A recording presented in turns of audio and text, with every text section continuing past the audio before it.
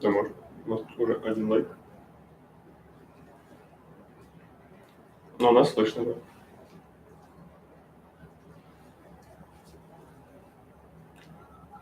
Давай не будем. Я уже и не кивнул, когда что-то включилось. Так, я еще пойду попробую подключить. Чуть поболтать. Здесь будет, да? Да, просто выключить. Круто, круто. Здравствуйте. Добрый день.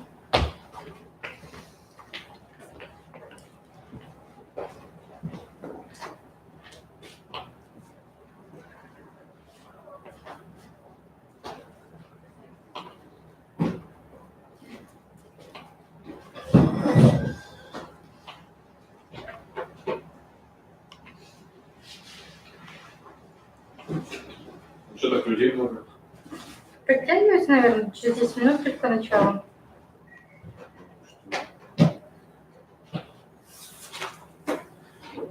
Понятно.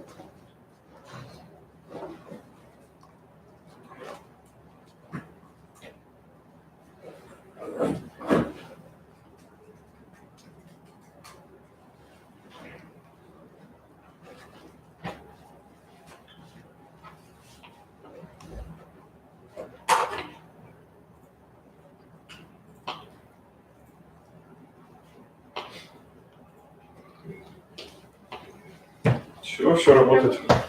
Да.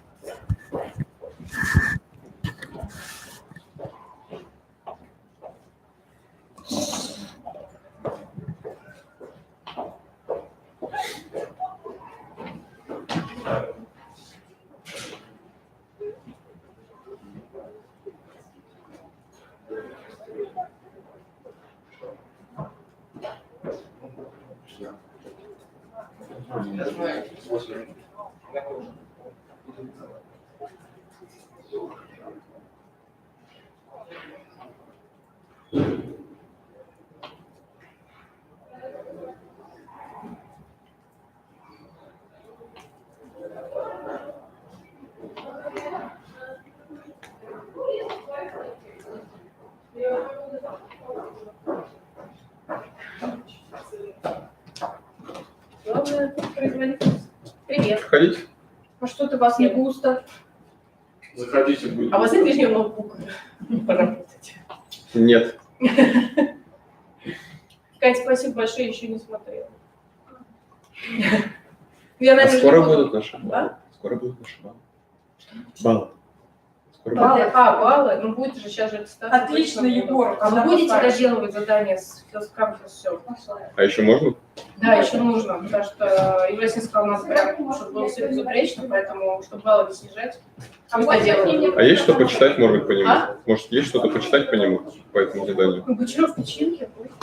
Все понятно. Да, кто-то, посмотрите у ребят, потому что мне сдала Григорьева хорошую работу.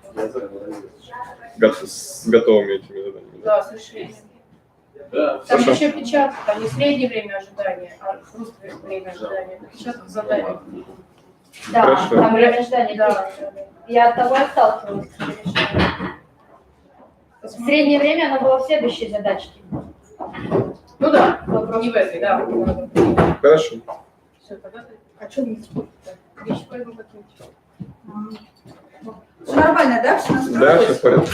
Ага, Уже хорошо. трансляция идет. У нас прям трансляция на сайте РУДН. Засув поставили? Ага. Впервые. Ну, просто мы раньше их не давали заранее, поэтому ничего было поставить. Ага.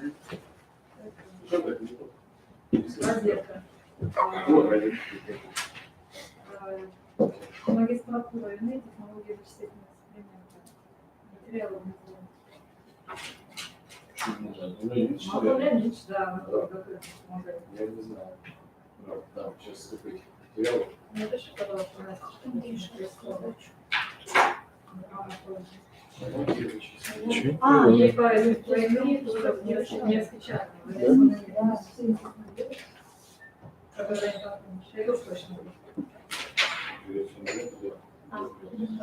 Наверное, кто распечатал? Я могу не писать. Я рандомно решила, что его такой. Второй я просто сказала, потому что не знала, как его.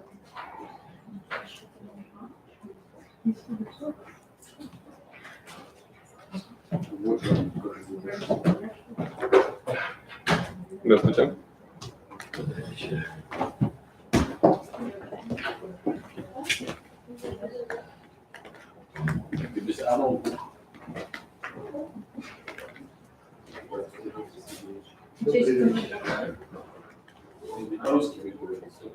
Конечно, конечно, но только с очень большим акцентом португальским.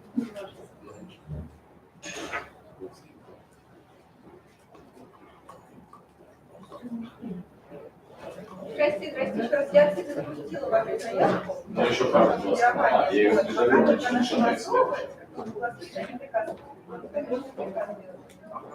А на Виктора Федоровича его не было в базе 1С. Хоть хотите поддержку, чтобы его внесли, кто тут сегодня внесли. Я выпущу. Давайте не раньше. И вы знаете, да, чтобы сохранить все чеки, там, и оплата услуг, это организатор по оригинальный счет, получать юридическое лицо без указания РУДН. Ко мне будет платить, да, на вас с вашим адресом, РУДН. И больше подтверждающих документов оплате. Вы выписали из банка, из карточки платили, они вам квитанцию дали. Хорошо, Вот эти билеты сохраняют там, вы находите. Счет гостиницы, главное, чтобы они на счете не прописывали деньги такой за вообще программу. Ужин можно, завтрак нельзя. Короче, на счете, конкретно завтрак не оплачивают. Поэтому, что мы вам все платили, как бы, Welcome to the hotel, California.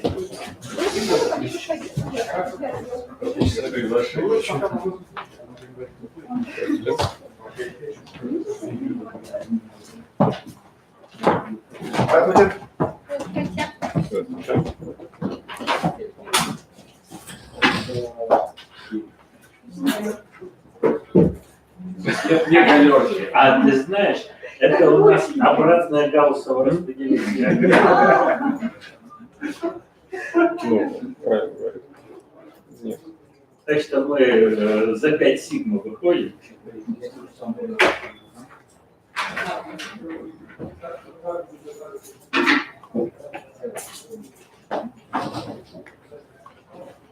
Это Я стол не играл, я вот не был на студии.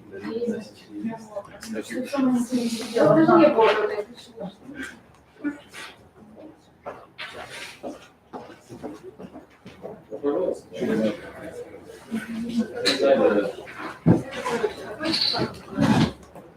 Нет?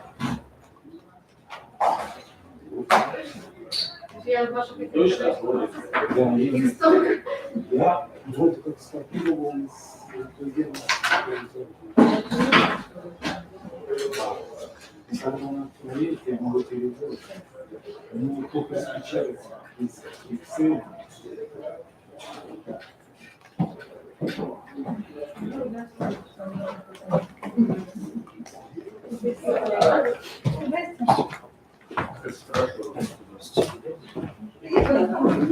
Okay.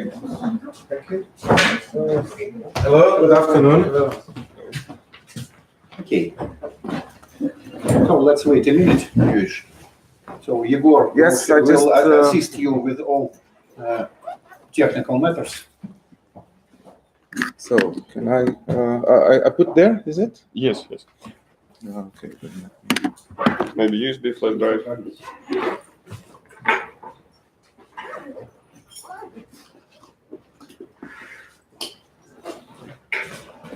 Or we can connect it directly to... No, it's okay. Вовремя начали.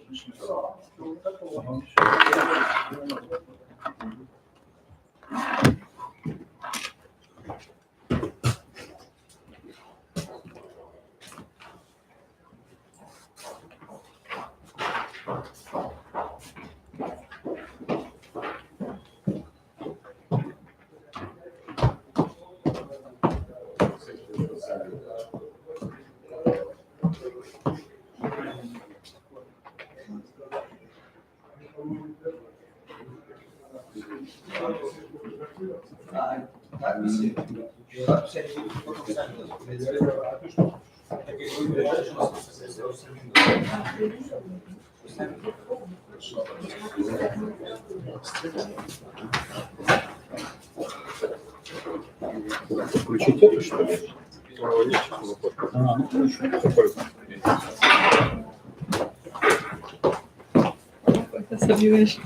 Congratulations. Because I just saw your photo. That you are one among the 20. Наверное, 18-18. Congratulations. Congratulations.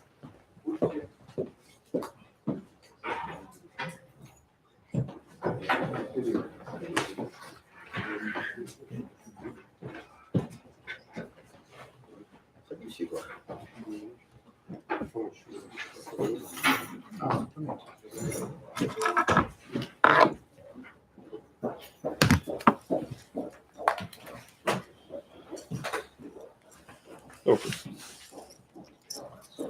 Oops, sorry.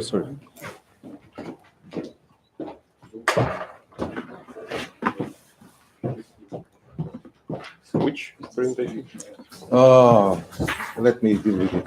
Oh, That matter. okay. If it's there, I can use it from here. Okay. Yes, yes. And this remote controller. Okay. Мы это записываем.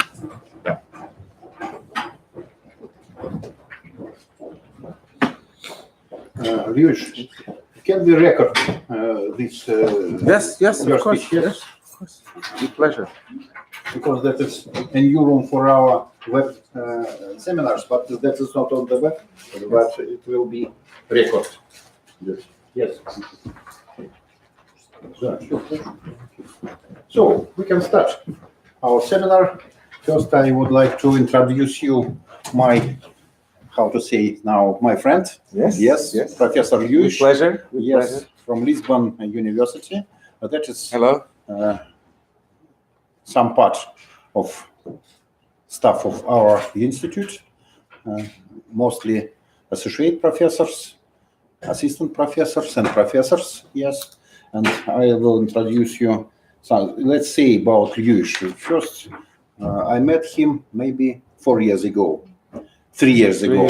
He yes. kindly proposed us to hold in Lisbon the student school, and we started also mutual research on some problems. Just now we are investigating so-called network slicing problem inside the 5G technologies networks. And here you remember, I will not read you all positions here, but you should understand that he is full professor from the point of view of Russian system.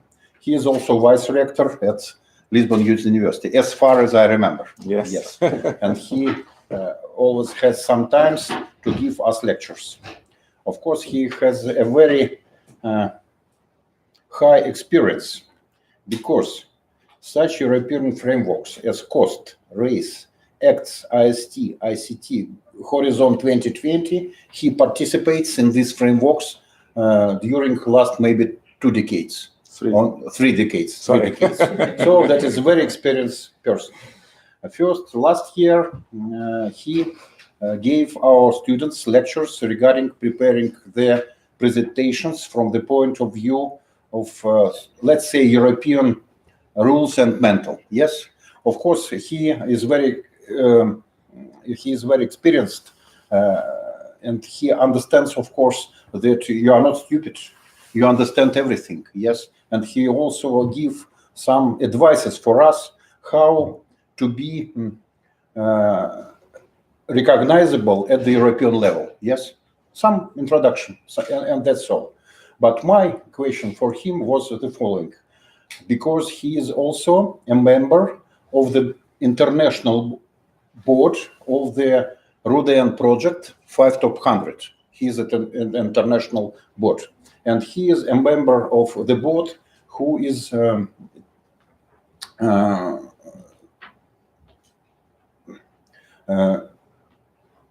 yes, making decision regarding our proposals and our projects. So while preparing to these lectures, he asked me, please send me rector's orders, how the competition is organized inside this university, and he will give our comments.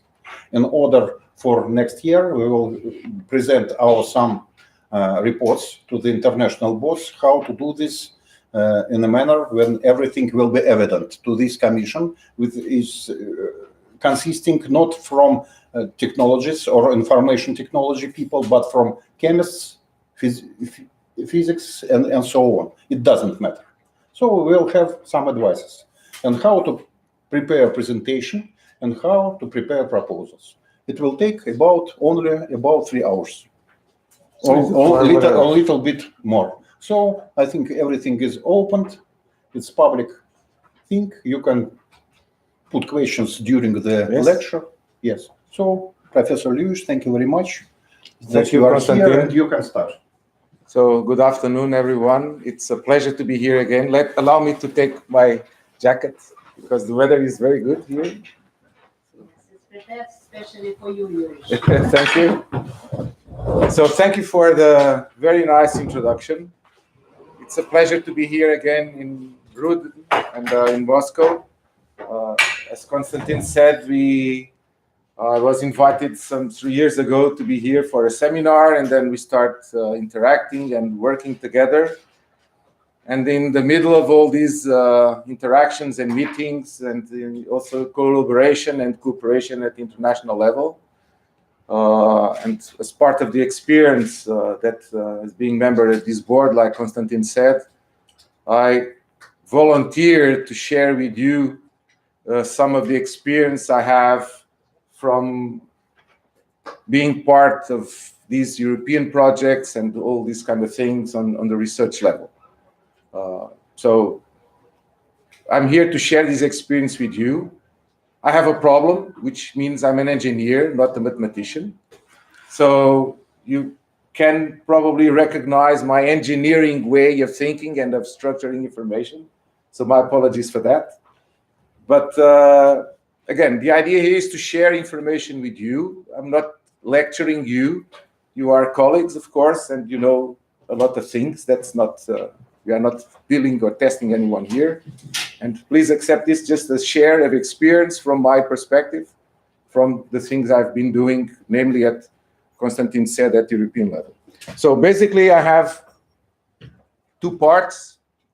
I will start with the presentation of material, as Konstantin said. So basically, it's how you should present information. We tend to think that, especially for people in mathematics and engineering and physics, we tend to think that there are things like hard sciences, which are own, and then presentation is something we can do in 5 minutes because, I mean, it is very fast. I mean, I've done the work, so presenting is just 5 minutes. But in fact, it's not that, because these days, more than ever, we are forced to present our work to other people. And the key question is, these people need to understand what we are doing. And other people many times means people that don't know the details of our work. Some years ago, I was invited by some people in the Ministry of Health, so no engineers, in Portugal, to talk about mobile communications because of the radiation hazards. So I had an audience of medical doctors, and they wanted to know about mobile phones because I'm from telecommunications and mobile communications. and I had to give a one-day seminar to medical doctors on mobile communications, which, as you can imagine, was a huge challenge because I could not put one single equation on the board. They couldn't care. I mean, they were medical doctors, right? They couldn't care about equations. They wanted to know the concepts and the basic things on how a system works. And this is many times the challenge that we have. Sometimes is to explain to people that don't know the details of our work, what we are doing and what we need to present to them. So it's a little bit from this perspective that I'm giving you this part, this, let's say, first part, which is on how to present information. And then also, as a consequence, let's put it this way, of being member of this board, I volunteered to be here, and like Konstantin said, so Konstantin sent me the project proposal that you need to fill in when you need to submit a research. Now we're talking about research here, or research proposal to a board that is going to be evaluated. And my... I'm sorry, Lьюиша, I will tell some words in Russian. Есть приказ ректора, который регламентирует подачу наших внутренних изложений. Да? И Льюиш спросил меня, ты мне дайте приказы, переведи на английский, чтобы я понимал, что у вас происходит внутри университета. Понятно? Вот он про это говорит. Thank you. No, it's okay. So what I did, as you will see, that in the second part, I will give you some, again, share with you some information on what you should put in this kind of proposal so that people from other areas that don't know about our areas can understand the information we are presenting to them. So that's basically my goal today. So I will start, again, this is sharing information. We are not criticizing anyone. We are not saying that anyone is guilty or something like that. So one of the things I asked also Konstantin was to send me 1 or 2 presentations from students. I think they are from students, so that I will start by showing you these presentations, and then I will give you information on how the presentations should be done, and then in the end we'll take a second look to these presentations, and I think you will see that we'll see them afterwards with a different viewpoint. But again, this is not criticizing anyone. This is sharing information and evolving. I want to make this clear. So one of the presentations that I got was this one. So I think this is from a student, right? If I remember correctly. It's my role. Oh, it's yours. Okay, this is closed. I need to leave now. I'll be back.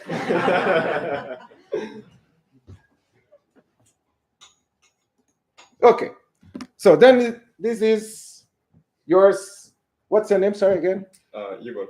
Igor. Okay. Yes, Igor. This one, right? Yes. Okay. So this is Igor's presentation. So this is what I got. So I'm going to do this very fast, right?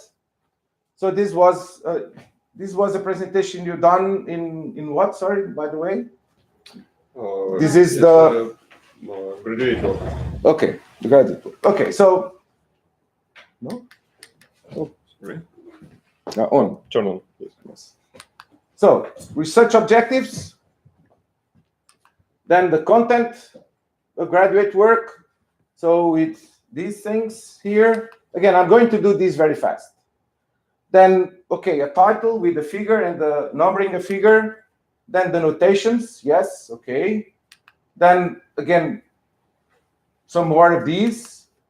Then again, a figure, numbering a figure with some stochastic process. Okay, and then, of course, it goes on, and you are explaining some things here, which, of course, that's not the issue.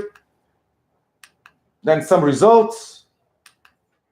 Okay, and then the third part, again, with very nice drawing, notations, equations, and then some results, and then main results, and then references, and this was your presentation. Okay, so again, just for you to have an idea, and then we'll come back to this later on. And now I'm going to put the second one.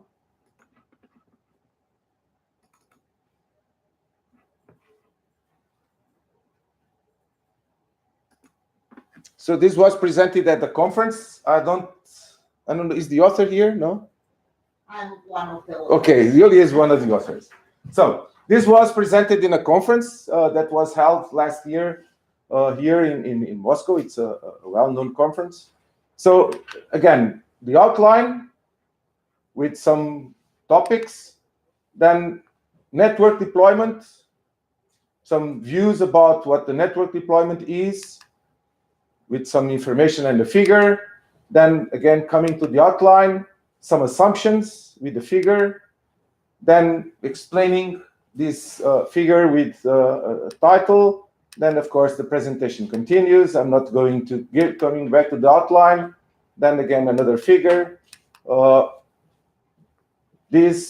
room, okay, is a little bit small, so you probably can read all of these. Can you read these in the back? No. No, I think.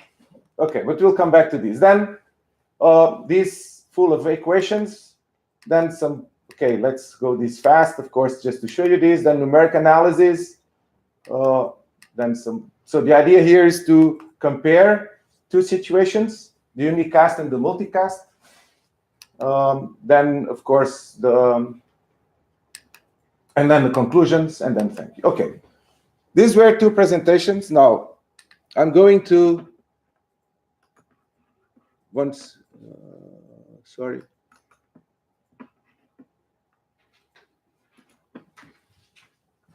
Okay, sorry, let me.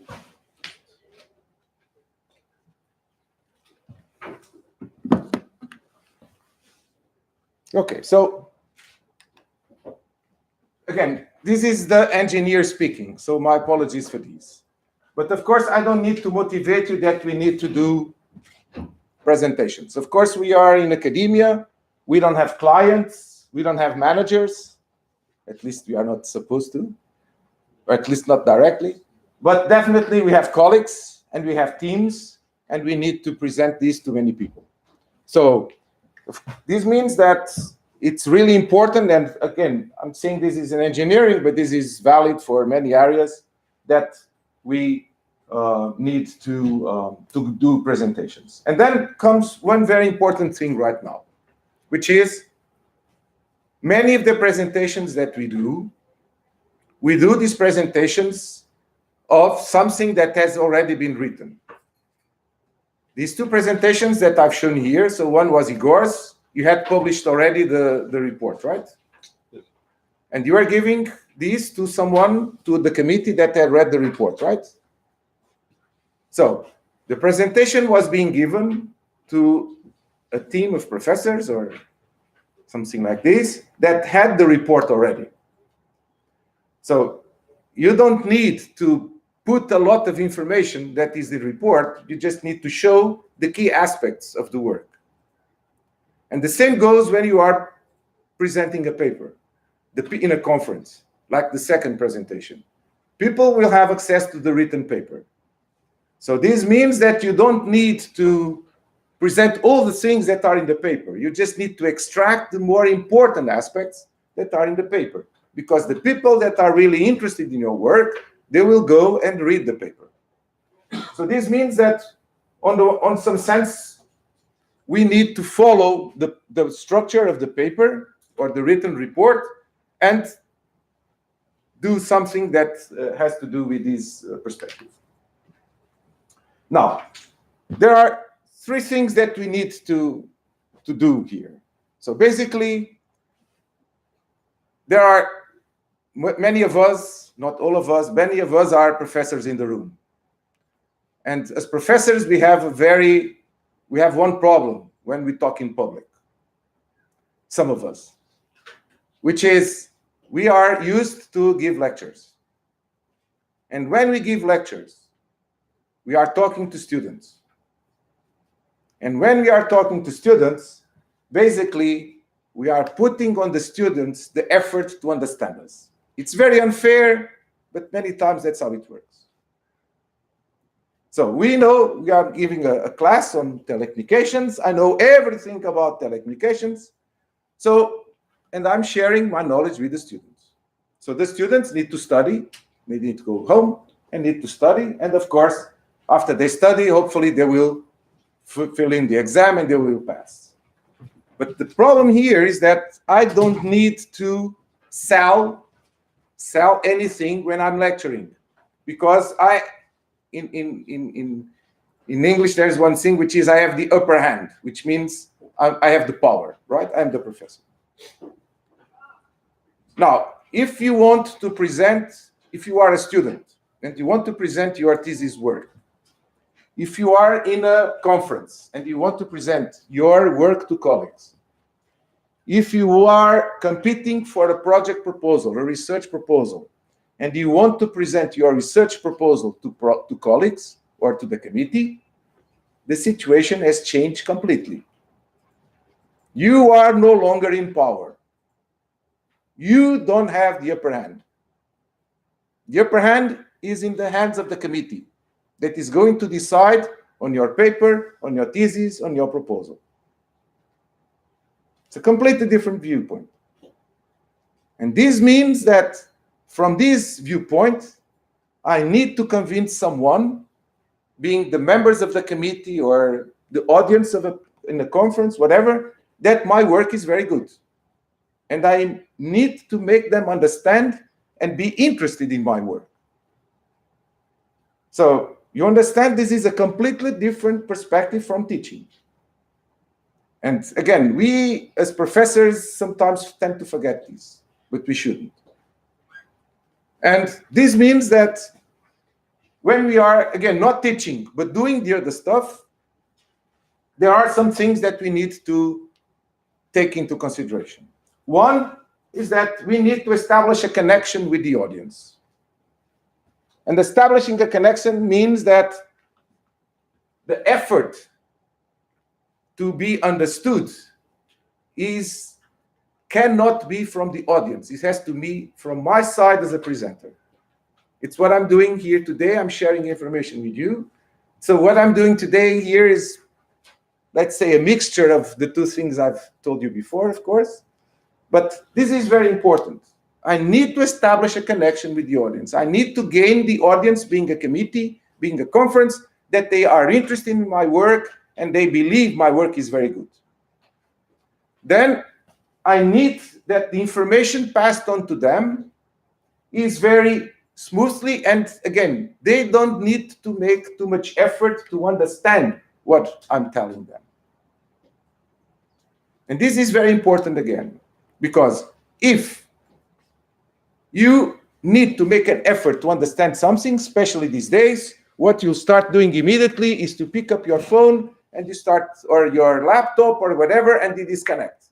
And you start reading emails, or you start seeing the news, or whatever you want to do, right? So that's, there's a difference between making films to movies and TV. You know this? The difference is very simple. When the guys, not myself, I've never done one, yeah? But when they make a film to a cinema, you buy the ticket and you are going to be there for 1.5 hours. So of course you can leave, right? But usually you're there, you already paid the ticket, you're there. So making a movie or a film to a cinema, you have an audience that will be there for 1.5 hours or 2 hours, doesn't matter. Making a film to TV has to be done in a completely different way. You know why? Because of these. Because I'm sitting at home with my remote control. I can turn off. Excuse me? I can turn off here. Yes. And if I don't like the movie, I just push a button and I change to another one.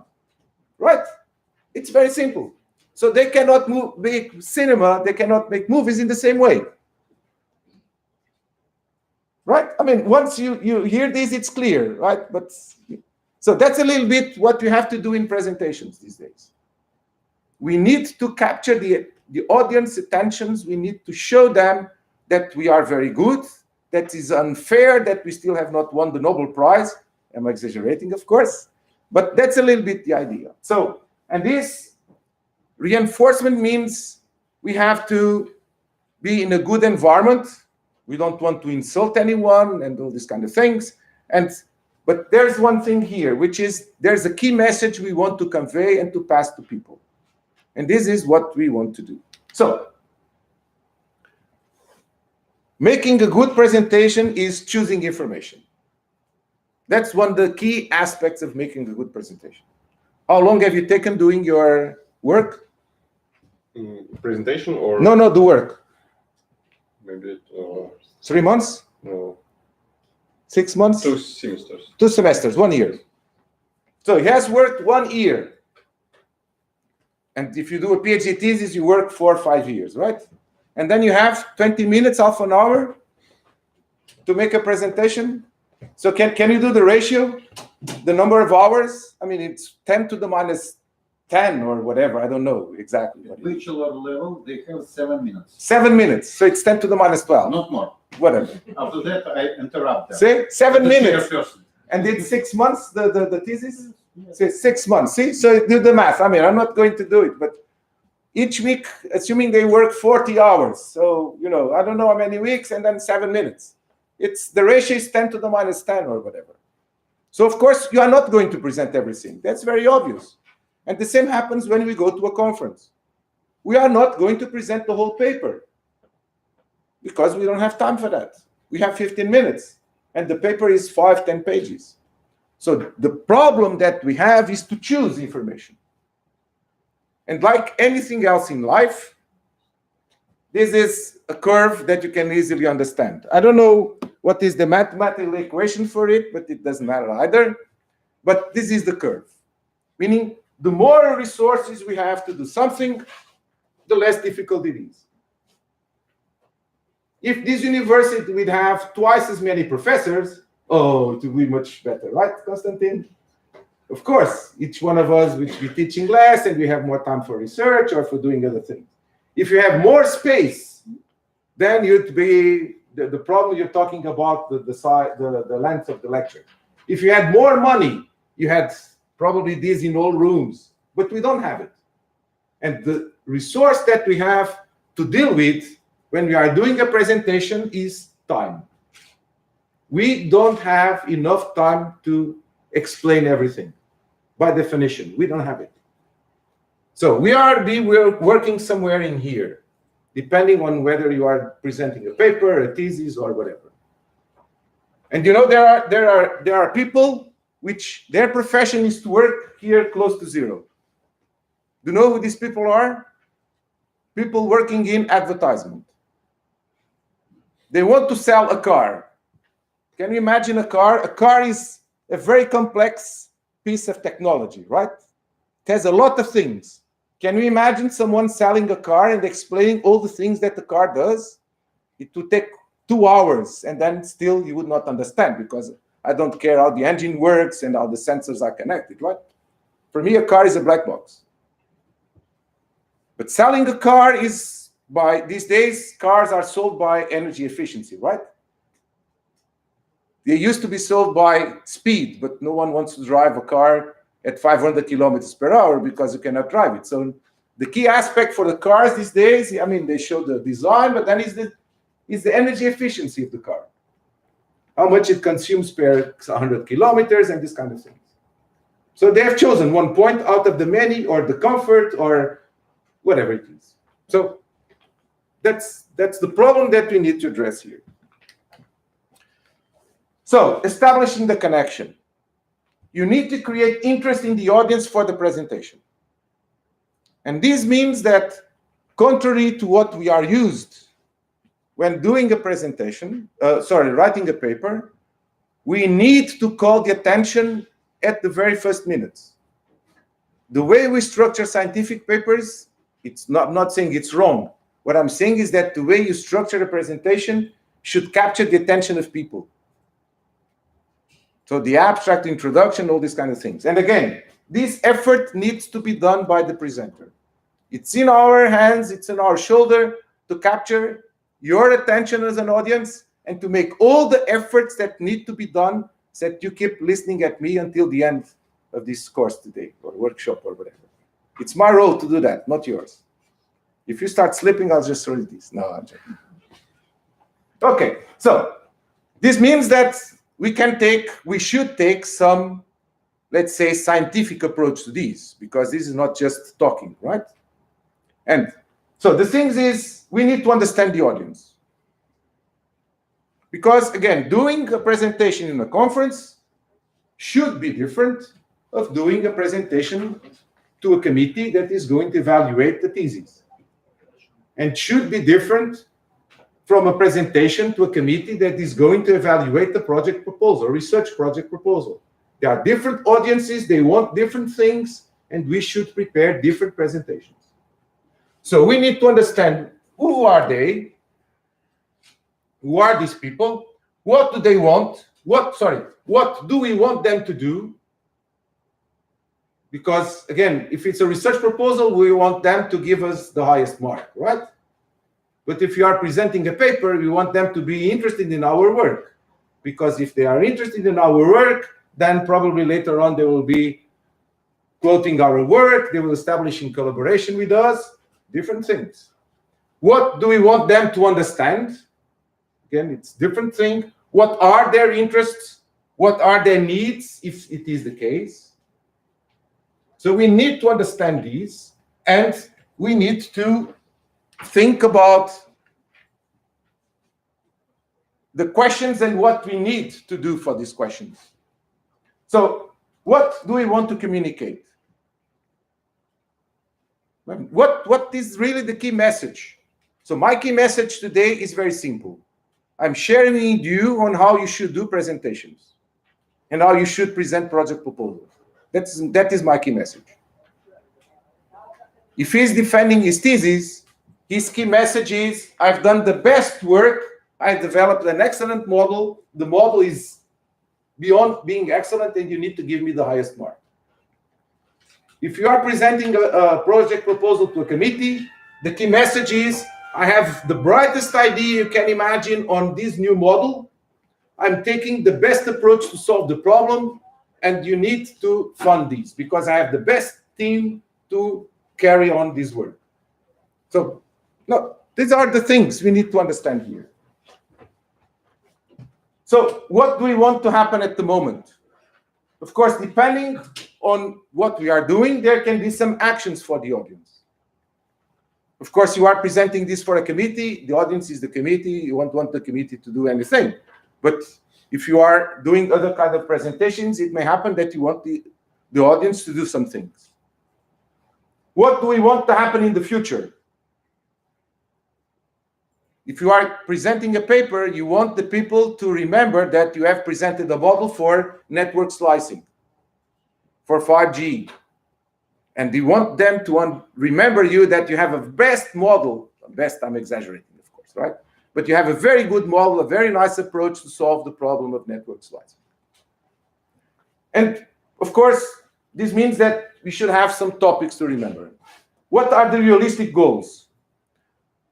One of the things we can do, of course, if you go to a conference and the conference is hundreds of people, you cannot carry a paper copy, you cannot carry a paper copy of your presentation for obvious reasons. But it's very good if you are presenting your thesis, whatever, to the committee, your research proposal to a committee, and you know the committee is 5, 6 people, whatever, take a paper version of your presentation. The one that you have lines on the side, I can show you later on. The one that you have lines on the side for people to take notes. Because they will take this home. I mean, probably half of them would throw it to the garbage. But still, that's a good way for them to remember that you have been there. And they can take notes on the stuff that you have done. And this is a good way to keep an interaction to the committee. So, a copy of the presentation to take home. Then another thing, what are the needs of the audience? Who are they? The list of people. You are presenting a proposal to a committee. You know the committee in advance, right? You know who these people are? Google them. See where they are from. Oh, these guys from math, these guys from chemistry, these guys from engineering. Oh, okay. So they are not all mathematicians. So they have different backgrounds, right? Do these kind of things. Because these will help you communicate with them. What do they want to know? You can imagine potential questions, right? Obviously. If you are submitting a research proposal, you can easily imagine questions that can you explain the better model or whatever it is, right? So this is very useful. One of the ways of doing this is that after you submit the proposal, before the presentation, you share it with colleagues and you start teasing each other, right? Playing the devil's advocate, so that you can imagine the questions, and then this means you are prepared to give the answers already. What do they not accept? In academia, there are things we don't accept. Plagiarism is one of them. So, of course, I mean, if you are presenting a research proposal or a paper or a thesis, plagiarism definitely should not be there. And this means that don't copy stuff from other people, that it's not being quoted, it's not being referenced, and so on. Knowing this in advance, we should not do it, of course. What do they want? Now, again, depends on the audience. Probably they want to evaluate us, to give us a mark, or they, again, in a conference, they just may be interested in our work. What is not familiar to them? Again, if this is a committee of guys from chemistry, biology, and so on, don't start talking about complicated stuff, because they will not understand. Although it's your research proposal. I mean, can I start talking about network protocols and interfaces, and I can start playing around here with a lot of acronyms, and then you said, this guy went bananas. I don't understand what he's talking about, right? So just tune your language to the audience that you have. Of course, if you are presenting your paper in a conference of mathematicians, feel free to talk about all the stuff that you know, because the audience will understand you. But if you are going to present your research proposal to a team of people, to a committee that has different backgrounds, be careful to going too much into depth into concepts they may not know. What do they know? This means also that you should be prepared to give examples of things that are understandable for them. Right? So this means if you have someone from a medical doctor, I'm telling you that suddenly you start talking about diseases because you know nothing about disease. At least I don't know anything about disease. I'm very healthy, fortunately, so I usually say that I know nothing about diseases, right? Not even on a personal basis. But okay, but then this means that probably you should pick some examples that has to do with health, so that you can better understand, or biology or whatever. They can better understand what you are trying to do. So how are you going to present these? Now, of course, this is general. They can be applicable in some cases or not. But basically, you should establish the problem. What is the problem we want to solve? What are the objectives we want to achieve by solving this problem? What we are doing to solve the problem, the approach, and then presenting results. So this is basically, if you want to present some work, this would be the structure that we need to have. And I'll be coming back to this in a few minutes with some more detailed information. So this means that I need to have an introduction. And the introduction should establish a relationship with the audience. I need to call the attention of the audience to something again. I need to keep their interest. I need to present the message. And I do this by giving an outline, which I'm going to capture your attention by saying I'm going to talk about the model for network slicing. If you are interested in network slicing, oops, I want to hear this. Then I have the main body of the presentation. Don't talk about everything again. It will be a problem without solution. Choose 3, 4, 5 topics, whatever needs to be done, and give evidence and examples. Because if you don't give evidence in science, it's very bad, especially in art sciences like we are, right? Not humanistics, nothing against the colleagues from humanities, but you understand what I'm saying, right? So give evidence of the things.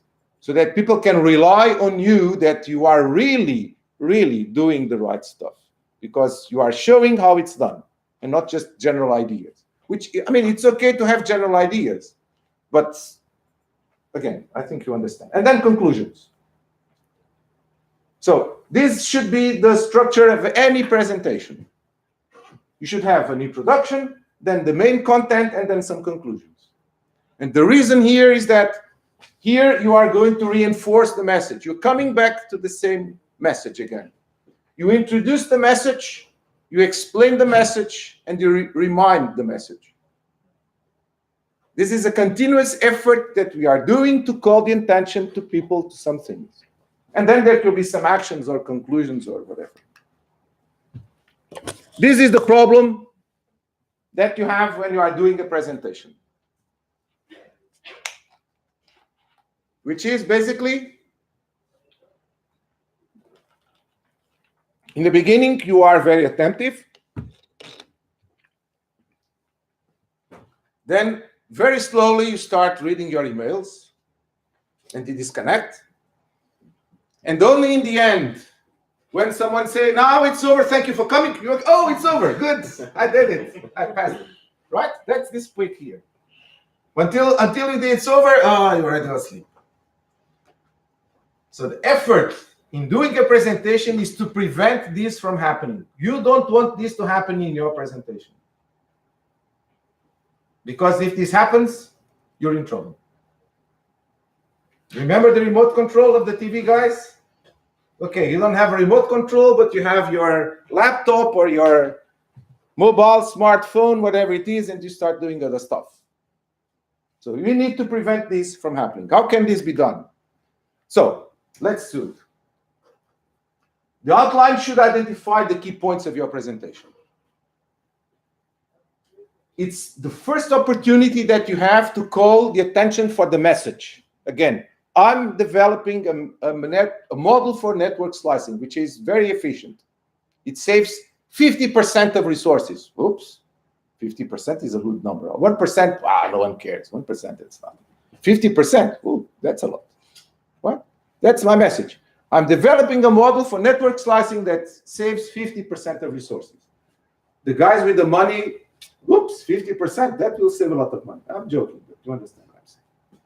So you need to take advantage at the beginning when people are attentive to capture their attention.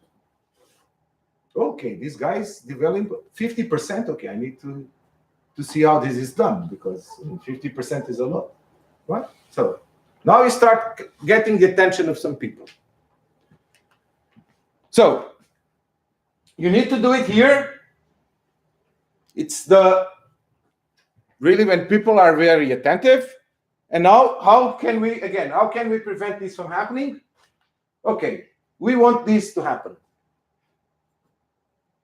So it will not be a uniform or a steady state, because it's human nature, right? It doesn't matter if you're Portuguese or Russian, it's human nature. I mean, human nature is like this. We get tired and so on. So that's how it works. But we want this to happen instead of these. And how can we do it like this? Okay, so the first thing is give examples. Because if you give examples, people will be more attentive, right? It's not just very complex information, even for mathematicians, I believe. Tell a joke. I mean, you're not going to tell a joke if you are presenting a thesis, right? The committee will not look it very seriously. But, if you're giving a presentation like this, sometimes I can tell a joke, I can say something because, people laugh and so on, whatever. So, quote someone that is known, right? This, again, captures the attention of people. Oh, this professor has done this. Okay, he knows this guy. Right? Establish an analogy. Give an example. I'm doing this network slicing. Oh, yes, because 50%, because it's very important. Even in former times, people did research in networks to optimize resources. So then I'm doing the same thing. So, okay, this guy's continuing some work. Raise a question. Asking questions to the audience. It's a very good thing, right? Because suddenly you need to stop and start thinking, Okay, what can be my answer to this question? Introduce visual elements. You probably have noticed that I don't have too much text in each page, and I'm putting some figures in here. And one of the main things is that you have enough time to read the information that I'm giving you while I'm talking. So you are not disconnecting. You don't have to choose between listening to me and reading the information, because I don't have too much information. Because if I put too much information, you need to have a choice, which is either you listen to me or you read the information. You cannot make both intelligently at the same time. And using some, of course, depends on what you are presenting, obviously. But if you have something like this, then it will help people to ease it. And of course, present a demonstration if you have something to present, like a demonstration. If you put figures or whatever, it can help on raising attention to people, because the information is not as strong as it is, right? I mean, it's just a few words, and then you have something on the side. It's easier to read. It's easier to understand. Remember, the effort to capture the attention of people needs to be on the presenter, not on the audience. So I need to use any trick I know to capture your attention as an audience. And this goes from other things, which is I need to, in science, I'm not talking about presentations in art or in fashion or these kind of things, right? Because these people will do completely different things. This here, we need to be very sober in what we do. We don't want to communicate the presentation itself. We want to communicate the message of the presentation. So I'll be presenting you a very short movie in a few minutes. But this means I should not have too many colors and all these kind of things, because these will distract people. You don't want people to be distracted by the way the presentation is being looked at. You want people to be focused on the content of the presentation, not on the way it's done. I was reading some months ago something about classical music, or whatever you want to call it, right? And why they are all dressed in black and white, right? You know these, right? You go to a concert and the orchestra is in black and white. And I was reading that even the ladies don't use their nails painted. And the whole thing is done for one single purpose. You know what it is? We want to capture the attention of the audience to the music. We don't want the audience to be distracted by the orchestra or the director. We want them to focus on the music. So we don't want them to start looking at the player or whatever, or because the lady has a dress. No, they are all the same, black and white. So what's the point of looking at them? They look the same. Now I can listen to the music. And this is a little bit, see the analogy now? See, I'm doing the analogy. So this is a little bit what we are doing here.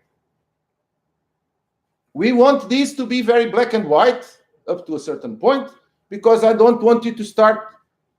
Why is he using this purple now, or this blue and yellow in the presentation? No, that's not the issue here. I don't care about the colors. The colors are not important. And the conclusions then, again, remember, the conclusions is something that you need to, again, your last opportunity to call the attention to the message. You need to take these to people to go back home. They're remembering you. Oh, yes, that was an excellent presentation. This model is 50%. I think I can even do 75 if I do it myself. I have some ideas now. So this means also one thing, which is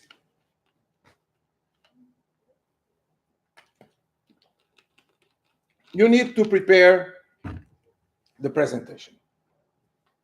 You have to choose the information, as you have seen. I don't know if you know, I was told it's one from a Portuguese writer. I don't know if it's true or not. but at least in Portugal, he's told as being from a Portuguese writer of the 18th century or something like that. That once he wrote a letter to a friend which had 20 pages. And in the end, he finished the letter like, my apologies, but I did not have time to write a shorter letter. Because this is the point, right? If you want just start writing something, you just write everything that comes to your mind. Then it's 20 pages, it's 30 pages, it's whatever your thought was.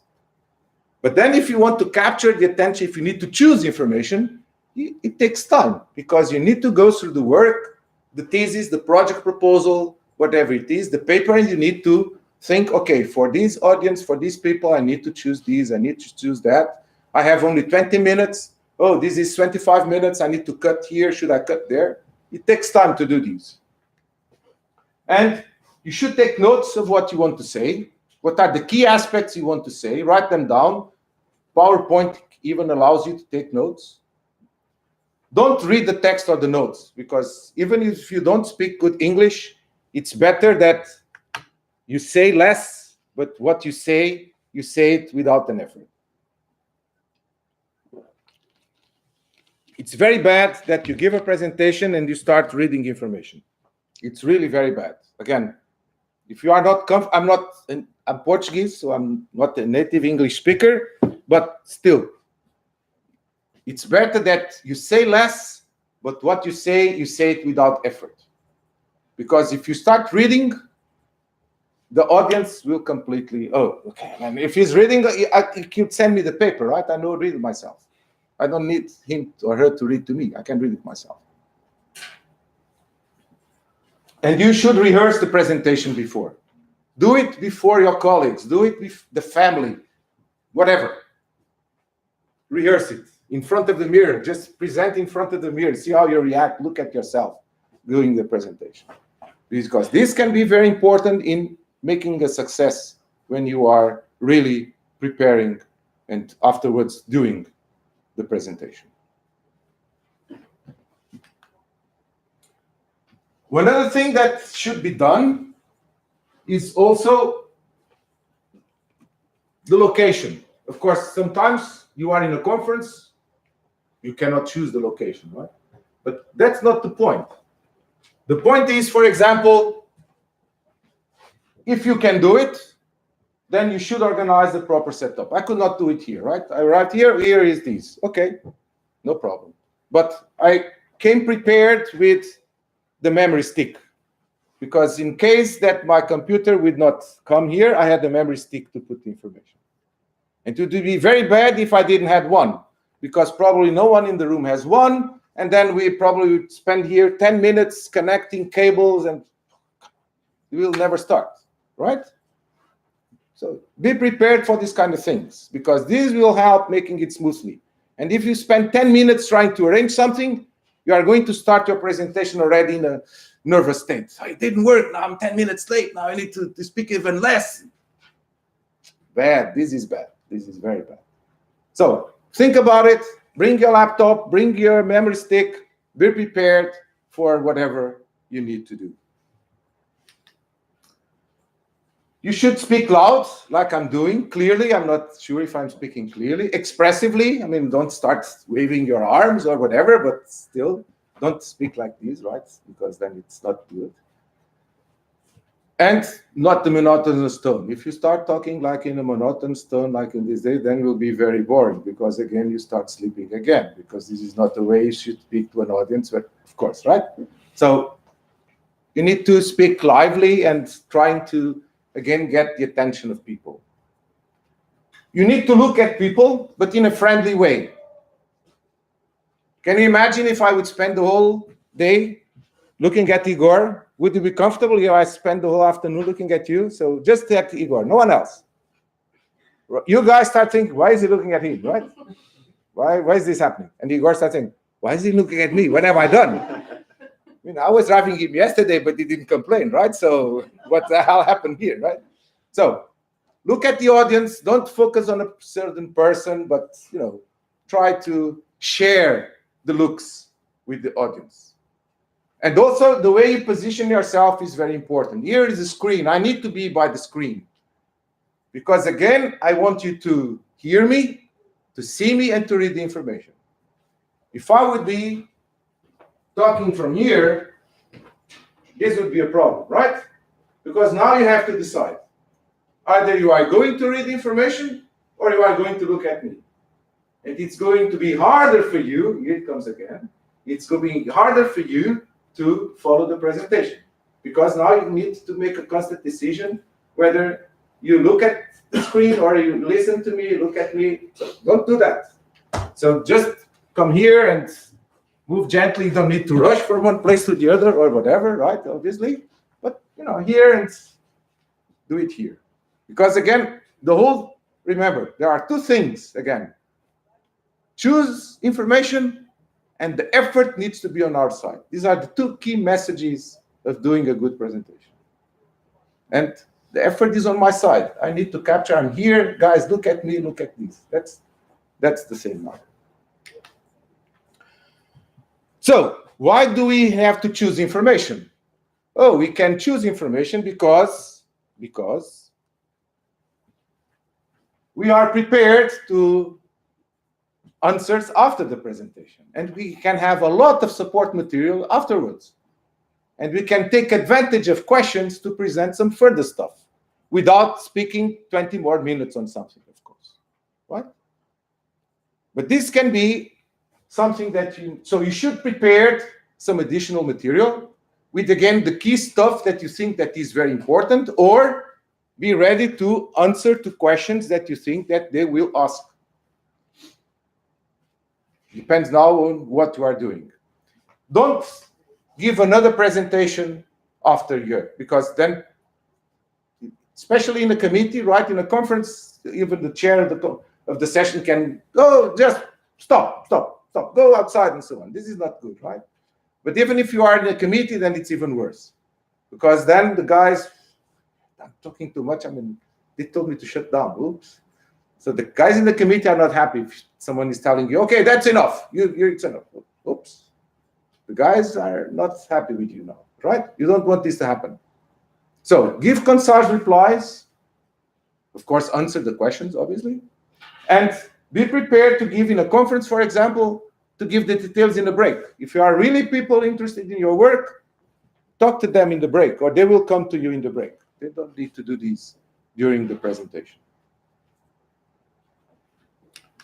Okay, so this is the first part.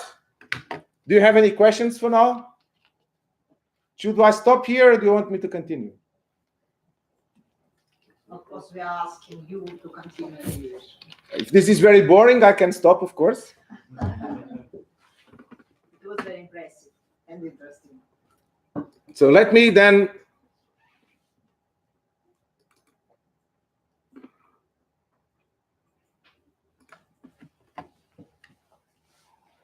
now I'm giving you a presentation on how to do presentations. Right? So, guides for a good presentation. I'm presenting the title, my name, my affiliation, and I have here the logos of the institutions. Doesn't matter. So the first thing is the outline. Remember the outline? I have the outline now for you. So I'm going to talk about how to give a good presentation.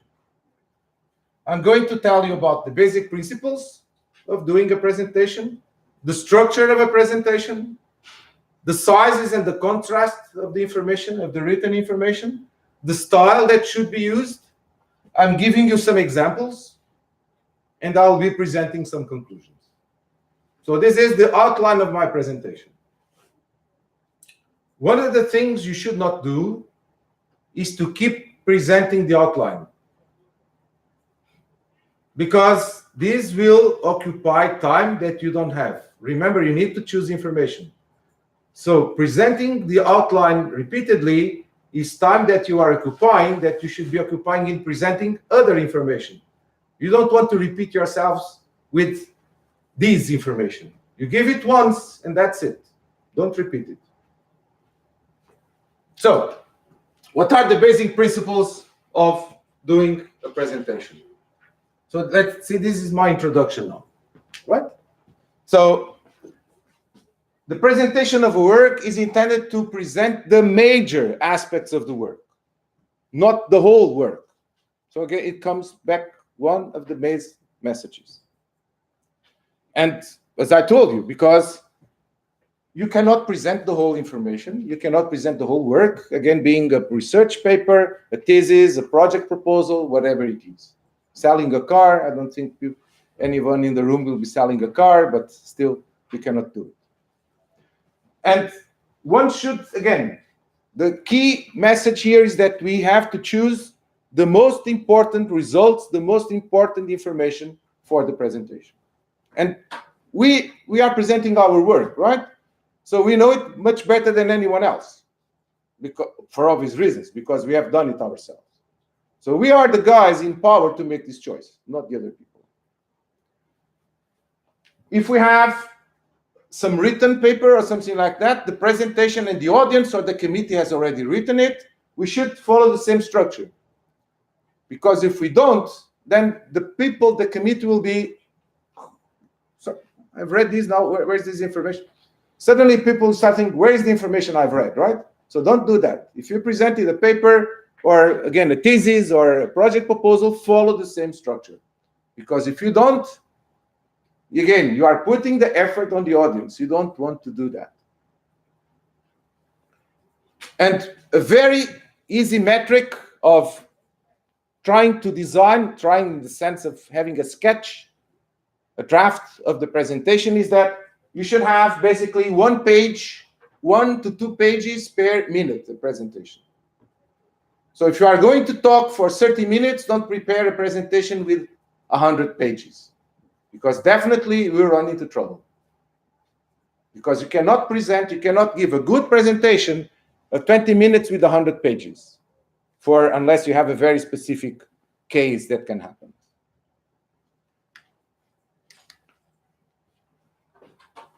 When the audience is composed of a small group of people, 3, 4, 5 people, whatever, then give them, again, this paper copy of some lines on the side. I can show you what it is.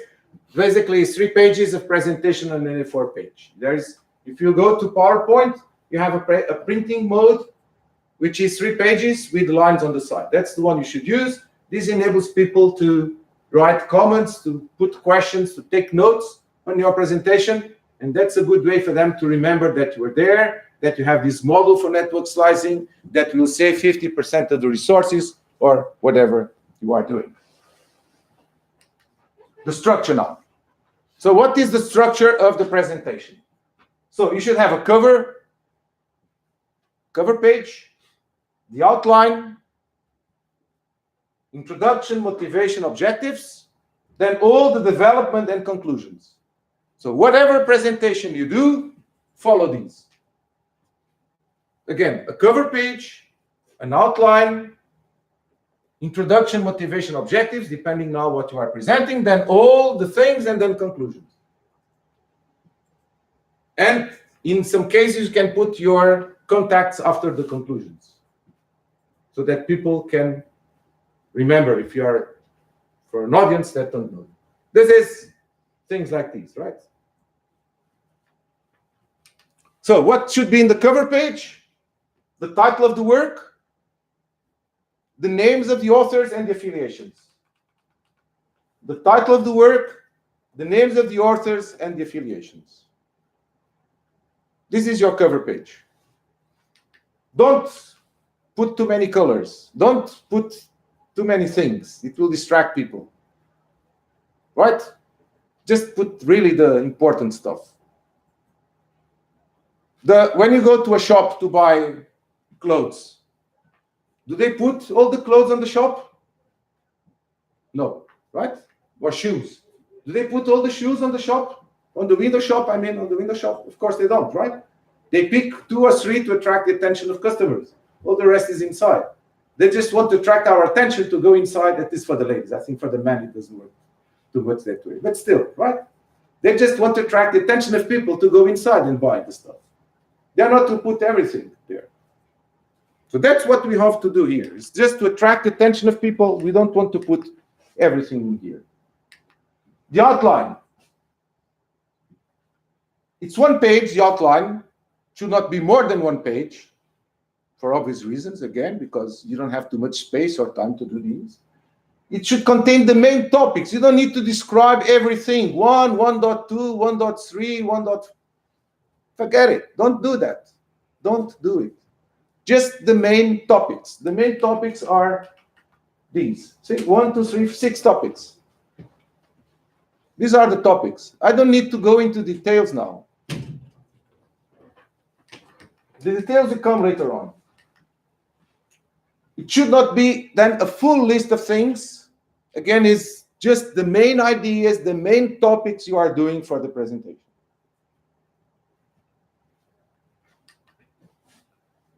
So now, this means that it depends very much on the specific presentation you are doing.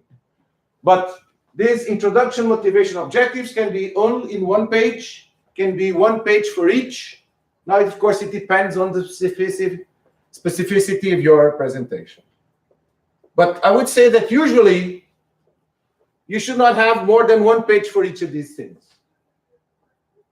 Because again, you are not lecturing. This is not a 3 hours or 1 hour and a half class or whatever it is.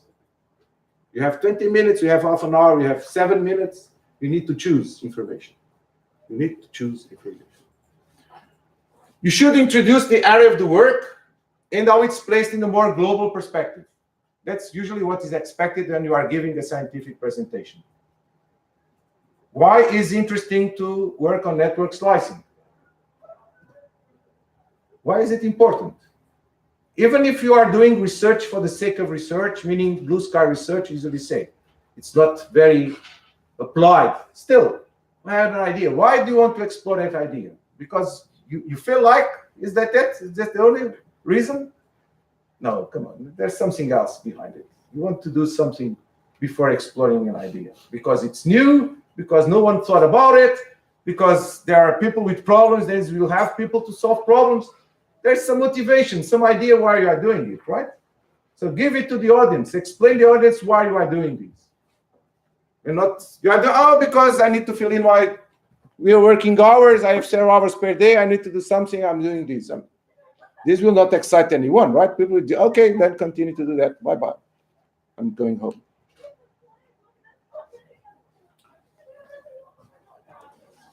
So motivation, objectives.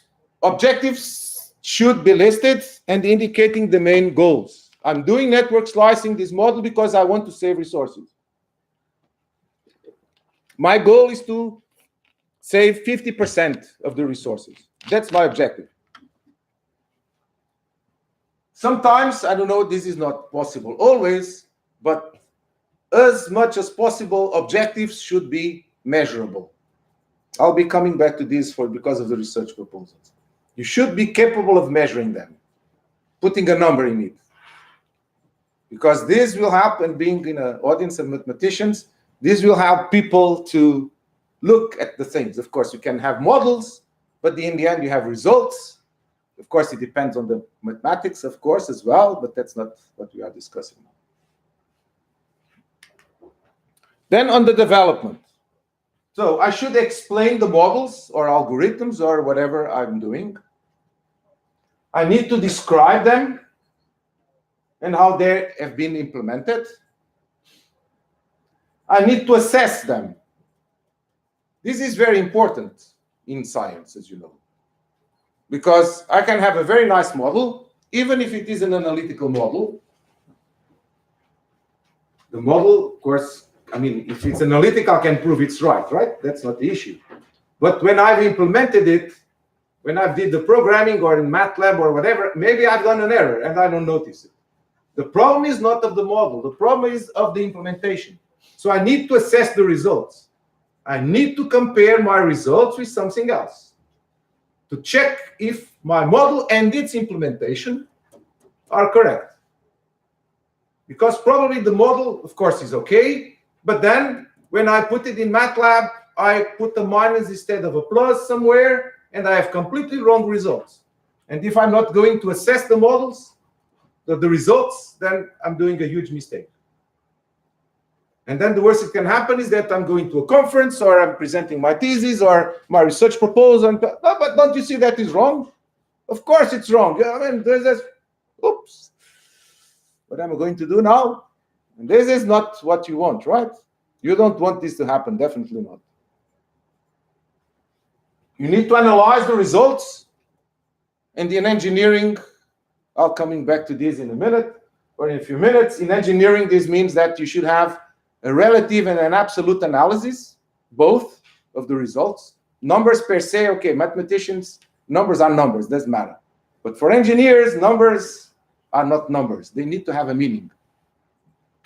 So not just numbers by itself, I don't care. I need to have numbers with a meaning. So of course, for you, this is not the case. And identify the main results. What are really the important stuff that, again, is the key result? It's 50%. I'm saving 50%, guys. Remember these? 50%. Do you want to know what 50% is? Increase your taxes 50%. Are you happy? No. Say that's 50%, right? Explain people what 50% is, because sometimes they don't understand what 50% is. So I have a small question. Yes. As far as I understand from the previous slide, you told that objective should be measurable. Yes. Yes, it's better. It's better that the objective should be measurable. Yes. Yeah. Something I can calculate, for instance. Yes. So let's speak about the throughput of the network. So throughput modeling cannot be objective, but throughput evaluation can be. Yes. It's better. It's better. Yes. To put the evaluation as about objective, but not modeling. Yes. No, you can have the objective is to have a model to save resources. Yes. And then the modeling is the goal of the development of something of methods and so on. Yes. But again, this is the engineering perspective. Yes, because from the engineering point of view, of course. Yes. Yes. I'm talking as From an the, engineer. I said this. Theoretical mathematics, for instance. Yes. Yes. Then of course. Or philology. If you are from algebra, this does not apply. Right? Yes. If you are from algebra, is there anyone from algebra in the room? I don't know. If you are from algebra, you have groups, you have corps, you have sets. You don't have objectives like this, right? Hilbert spaces, whatever you have. I mean, that's a different thing, of course. But again, you are applied mathematicians, as you know. So you are. I'm going to say something which is very awkward, but you are probably even closer to engineers than to the guys from algebra. Sorry. But again, that depends on the kind of work you are doing. Okay.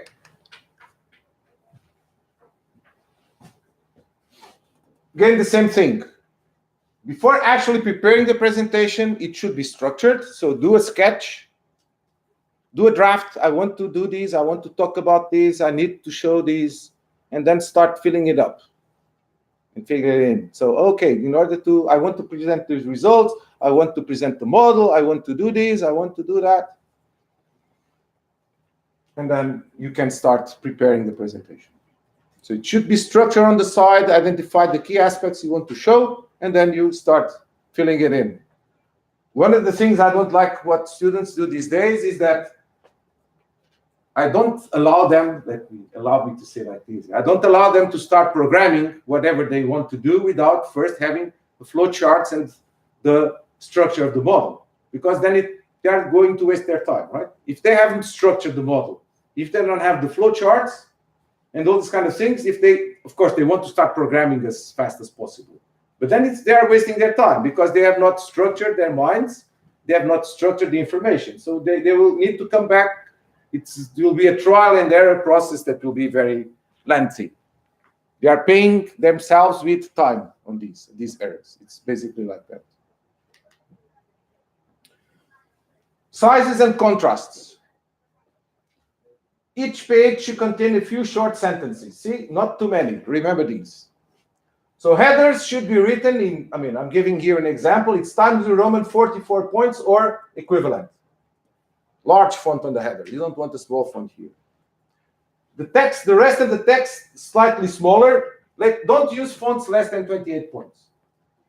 If you do that, people, okay, this is a small room. You go to a large room, people will not be capable of reading what you have shown. If they are not capable of reading it, why are you giving the presentation?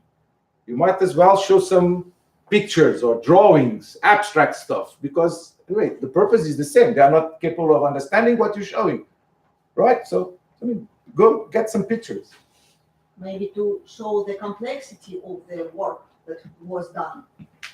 For example, some diagrams with many elements, with many details. It's very complex work. If the goal of your presentation is to show complexity, then it's okay. But still people need to understand the complexity, right? If you want just to show a big equation, to show that is a big equation, okay, but don't you want to explain the equation to people? Just want to show that the equation is big? That's a choice you have to make, right? Yes. That's a choice. That's a choice you have to make.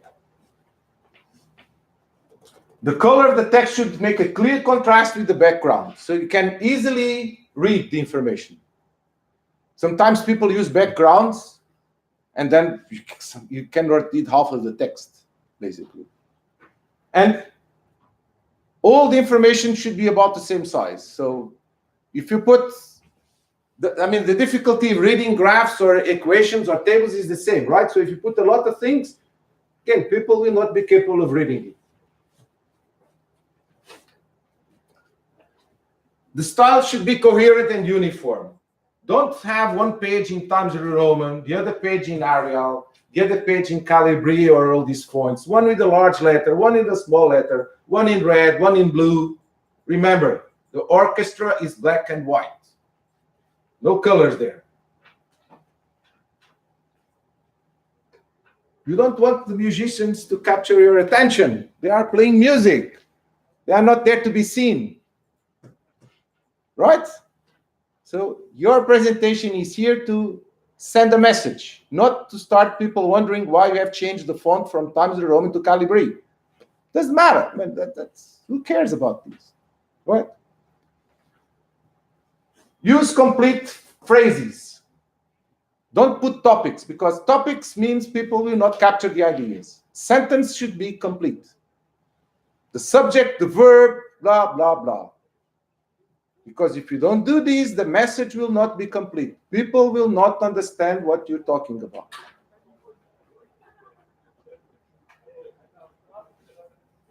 Avoid acronyms. I think in math, you don't have too much of this problem. This is more an engineering problem. In engineering, we tend to use a lot of acronyms. And then people don't understand what you're talking about. Again, I think in math, you don't have this problem. In engineering, it's terrible, I tell you. You go to many conferences and you see a lot of acronyms there, and I have no idea what these guys are talking about because I'm not from that specific area, so I just don't understand. I'm lost. I'm completely lost. Do not present references in the work. I know that in math, probably sometimes you tend to do these, but at least in engineering, we don't. We assume that, again, you are presenting your thesis. You are presenting a paper. You are presenting a research proposal. These people have access to the written information. I don't want to occupy my presentation, which has just the key, the most important stuff, with references. And I'm telling them, if you want to see the references, go to the written information. I'm not going to put any references in there. None, zero. Unless there's a very important one for some reason.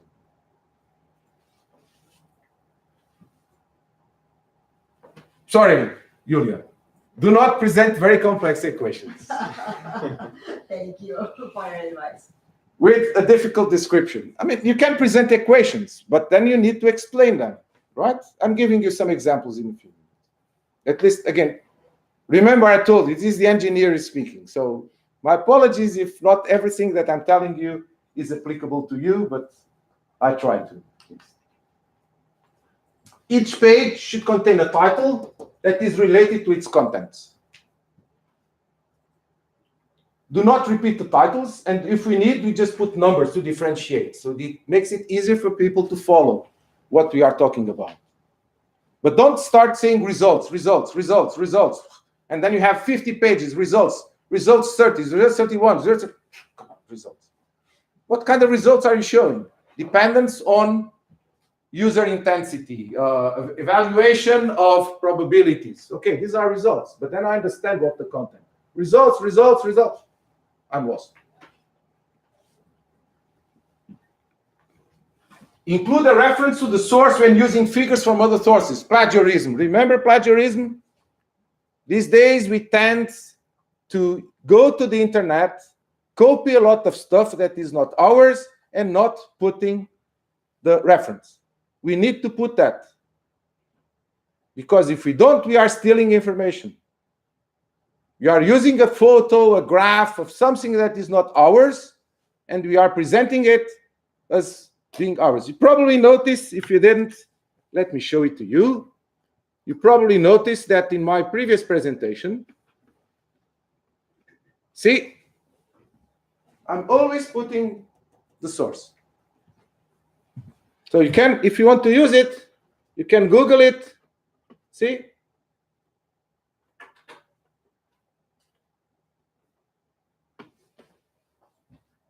Of course, if you are presenting your own research, most probably you don't have this problem because you have done all the graphs and all the figures. But if this is not the case, then you know you have to put the reference.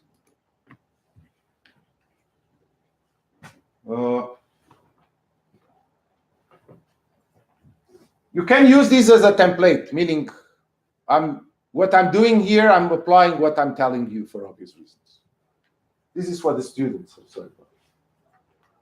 Okay, this is, I would call, a bad example for text. Why is it a bad example? It's full of information, too much information. You start reading these, and you already lost, right? This is small, so people in the back can still read it, but if this would be a larger room, you would not read it. So this is not a good page.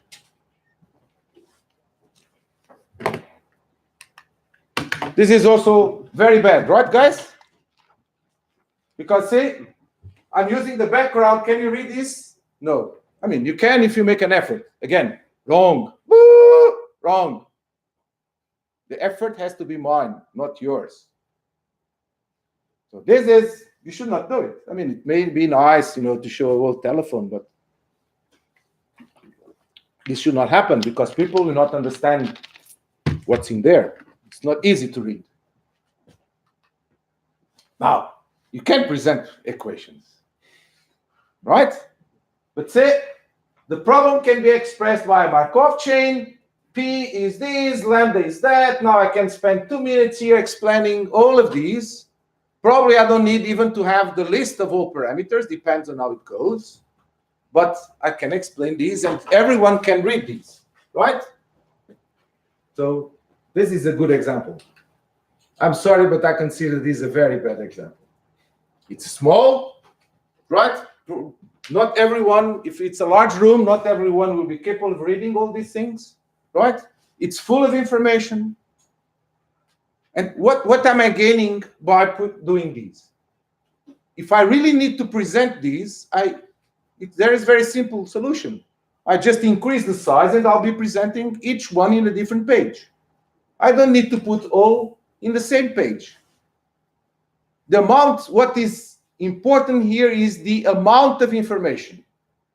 The amount of information, having this in 1 page or in 4 pages with the larger size is the same. And if I split these in 4 pages with the larger size, everyone will read it. If I do it like this, the people on the back and so on will not read it, and it's too much information. You disconnect. Because you stop. Forget it. I'm lost. A table. See? By the way, this is the part of the history of mobile communication. See, all acronyms. Do you understand these acronyms? No. You know these acronyms? A lot of them. Really? UMTS. Ah, UMTS. This one, you know this one? GSM. Ah, yeah, do you know too? Okay, that's very good. CDMA1. CDMA1, yes. Yeah, this is the history. Now it's even LTE and so on, right? But say, this is a table you can read, right? Okay, it has the acronyms problem. These were the names of the systems anyway. But you can read. These are the when it was launched, the countries, and so on. You can read this table. Now, can you read this table? No. I mean, even if you can read the numbers, because you are closer here, you're lost. You're completely lost in this table, aren't you? It's full of numbers, of acronyms, of lists. No one knows what this is. You're completely lost here. You're not going to follow this. If you want to highlight something in here, just pick one case and show it, but don't show this whole table. Or if you want to show this, I'll be telling you how it's done in a minute, or how it can be done, not it's done, how it can be done. So a nice figure again.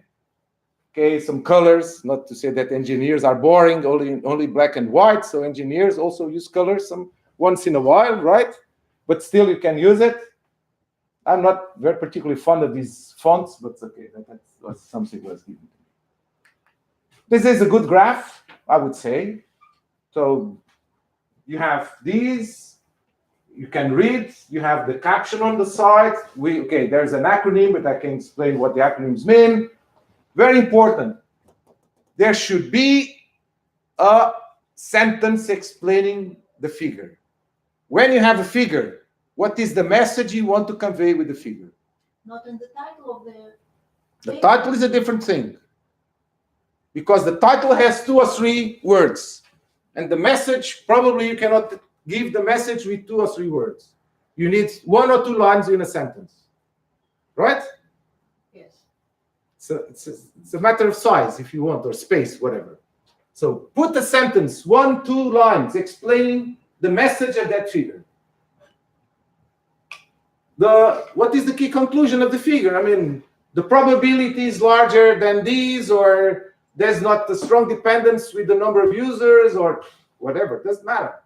Help people to read the figure and give them the message, the key message you want to convey with this figure. You want to explain with the figure. Put the sentence there. So that helping people, what you want to explain with that figure, what you want to show, what is the message you want to tell to people on these. This is a nice figure, right? Of course, it's not real because mobile phones don't have these things, but they tend to have. See, it's not mine. I took it from somewhere else. This is a bad one, right? The sentence is on the back, on the bottom, sorry. This is bad. Why is it bad?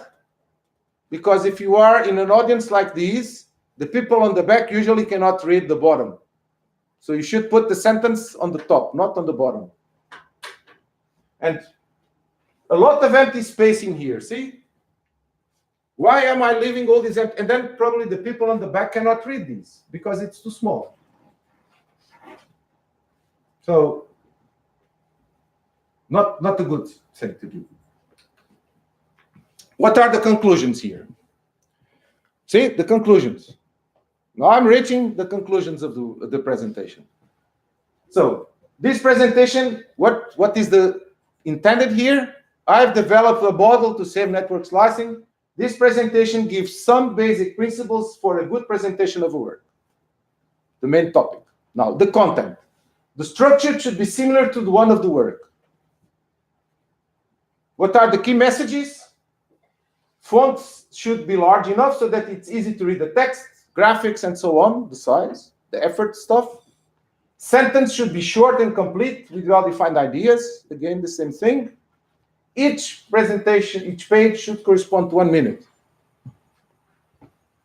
And then my contacts. So if you want to contact me afterwards, you have my name again, in case you have forgotten me in the meantime. My phone number, you have my email and my website. You can contact me. You want to know about my papers and all my research? Go there. I'm not going to put them in the presentation. Is anyone here that does not have a computer with internet access? Of course, it's a stupid question. So I don't need to show that I'm the best guy in the world. I'm not, anyway. By listing hundreds of papers. If you are interested in my work, go there. and I have a website with these. And I've saved the time for capturing the attention for the things. Okay? So we should do a break, right? Yes. Yes. For about 15 minutes, maybe. Yes, but before we do a break, I want to show you something now.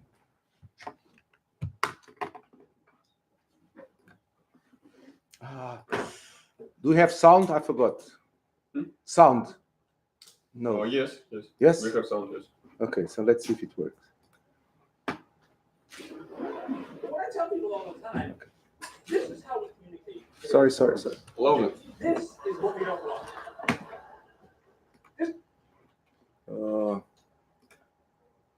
Okay, it's 100%. So this is I got it from YouTube, and this is you know what, the United States, they have something they call stand-up comedy. Do you know what it is? It's just one guy talking and telling jokes. So this is a guy, he's a former engineer. Yeah, it had to be, right? And then now is, I mean, a colleague showed me these. So he's a former engineer and he retired or whatever happened to him. And now he does stand-up comedy on doing presentations. But what I tell people all the time, this is how we communicate in today's world, okay? This is what we don't want. This is typically called life or death by PowerPoint, right? We think in PowerPoint now. This is a true story. I was driving through Colorado a couple years ago. I hit a patch of ice on I-70 coming out of the Eisenhower Tunnel, going like, 65, 70, maybe 90 miles an hour. And I started spinning at top speed, and my life flashed before my eyes, and I swear to you, it was in PowerPoint. And how bad has PowerPoint got? This is actually the number of PowerPoint presentations per day. Look at that, it's 43 million per day in 2007, 54 million in 2008, 69 million this year, 88 million per day next year. Now I looked at this chart, look, that is growing exponentially. I looked at this chart, here's home foreclosures per year. You see, that's going up the same way. I realized that PowerPoint actually caused the mortgage meltdown.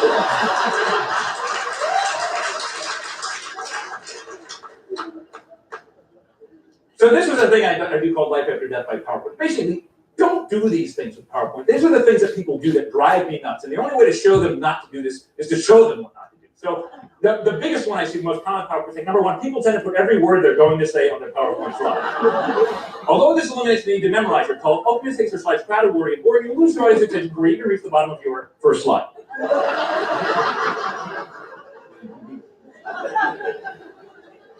Second most common, font size is important. Size matters. Too small, and that's not good for anybody. On the other hand, too big and you don't get more. You just look like an idiot. Don't have your fonts moving. Keep your text stationary. There's nothing more annoying than text that doesn't blinking. Don't have it blinking. Don't have it spinning. Don't have stuff flying around the screen. You drive people with ADD crazy. You're just like, oh, what's happening? Oh. Now, since I'm talking about fonts, people are really into fonts. I've noticed this. By the way, here's one of the best jokes that I know. Comic Sans and Helvetica walk into a bar. And asked the bartender for a drink, and the bartender said, sorry, we don't serve your type here. That kills at a font convention. Yeah.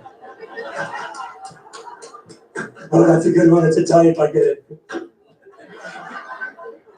The font you choose, be very careful. Everybody has their favorite font. The font you choose sends a message about who you are as a person. There's a long list of fonts. We pick one. That reflects our personality. We're sending an unspoken message. So, for example, if you choose Carrier New, it means you're organized and structured. And like to pretend you're still using a typewriter.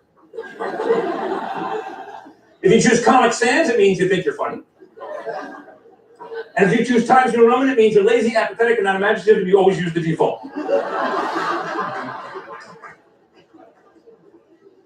If you choose Georgia, it means you speak with a southern accent. If you choose Ariel, it means you like the Little Mermaid. A lot of Ariel people. If you choose Old English, it means you enjoy malt liquor. You know this, stupid. We got a few more. Helvetica, that means you're a mayonnaise lover. That's a stretch. Oh, that is a stretch. Blackadder, that means you're an African-American accountant. That one requires some thought. Sorry. And if you like wingdings, it means you're a nerd and you have no life. Now, if you type in all small letters, some people do that, all small letters, that means you're quiet, shy, and unassertive. If you type in all capital letters, that means you yell a lot. Somebody over there. If you type small letters followed by capital letters, it means your cap lock is stopped on. Don't you hate when that happens? You're usually going along for a while, you look up, oh, darn! And then finally, got a mix of capital letters and small letters. That means this is a ransom note and you are a kidnapper. Very hard to do that. The fourth most common problem, avoid excessive bullet pointing, only bullet key points. Too many bullet points and your key messages will not stand out. In fact, the term bullet point comes from people firing guns at annoying presenters. This slide, by the way, has crashed PowerPoint. There's a max about how many bullet points you can have. And I said, the other thing you do is have animations. People love animations. They have stuff going zooming in and out and left and right. You get seasick watching some of these. And it turns out if you're a visual learner, your effectiveness is people will go up with more animations. But if they're easily distracted, they are not even paying attention to what you're saying. They're just watching the cool stuff. And there's regions to this graph. There's the simple but effective region, the active and confusing, the effective but boring, the active but ineffective, the dull but static region, the busy but useless region over there, the ADD only region there up in the corner, the useful musing, the stupid confusing, the dumb triangle, the hyper triangle, the sleepy square, the dizzying pentagon, and then everything else is just grouped into what's called pointless motion. This one slide, by the way, took me 3.5 weeks to make. Sure, PowerPoint didn't suck like that. Now, one of the biggest dangers today, and I'm telling you, I hear it more and more every time I hear a conversation, is what I call SAOD, or severe acronym overload disorder. Have you heard people talk recently? There are no words going between, yeah, I am my CFO about our ROI and our CRM and our RFP, and it turns out our EPS is really SOL, so we better do something ASAP. Like, can I buy a vowel? I can't solve your conversation. And I made up this resume, but this could be a real resume in today's world. Look, I got an MBA from USC, an MSEE from MIT, a BSEE from DU. I worked at IBM, HP, VLS. I remember IEEE, EIT, NCAA, NAACP, RPA, AAA. I want a position as CEO, COO, CFO, CIO, CTO, CMO, CSO, CPO, CYO, VP, EVP, or EIEIO. I want to be the EIEIO of a company someday. It's actually my dream. Hi, I'm the EIEIO. Nice to meet you. Call me on McDonald's. Now, kind of my final point, and this people do all the time. They'll just have graph after graph just to impress you with their graph prowess. And I chose acronym usage. This is my real-time acronym usage. It pretty much goes up and down. I don't know why you need the graph, but you can see pretty much peak there. I'll use some more acronyms later. And there's just a chart that doesn't make any sense to you, but I just want to impress you. Here's an acronym letter distribution. C's, I's, E's, N's, and S's are the most common letters that I use in my acronyms. Here's a pie chart letter distribution. And here's, I have no idea what you use that for, but you can generate that automatically in PowerPoint. So figure what the heck I did. Here's a line graph that under line graphs throughout my show. Here's a bar chart under a bar chart. Pretty much goes up and down. Here's a real bar chart. There's a real line. That's kind of bar chart I'm into. Here's a candy bar chart. Here's a salad bar chart. Tomatoes, sprouts, spinach, and the different calories that means. Here's a sushi bar chart. This is a probability of illness, depending on the... There's a lot of detail in my act. Please pay close attention. Here's a bar chart of the number of bars, business versus age throughout my life. Most people don't take the time to do this, but you can see when I was 17, I had the fake ID, so it was confiscated when I was 19, and my bar usage dropped dramatically. I spent way too long making these charts. When I was 21, I went nearly every day of the year. You can see it was about 342. It's kind of gone down through the years. I plan to drink a lot when I'm 40, a lot when I'm 50, and then retire and drink constantly. That's my plan.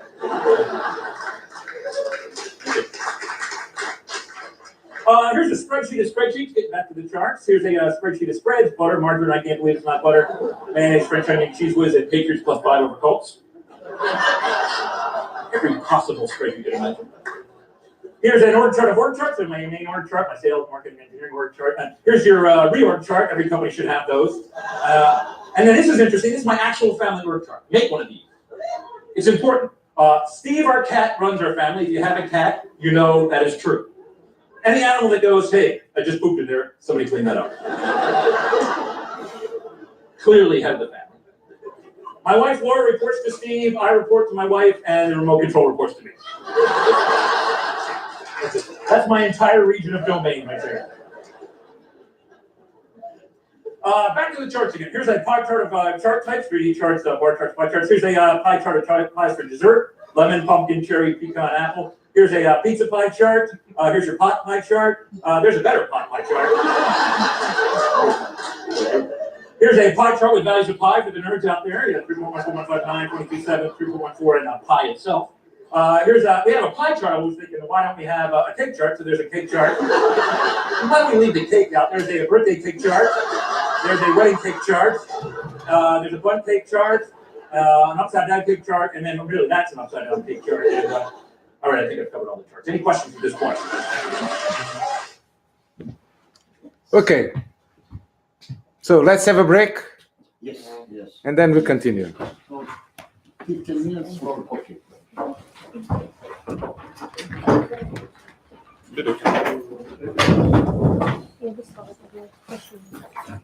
Let's go to my office to drink coffee. Yes.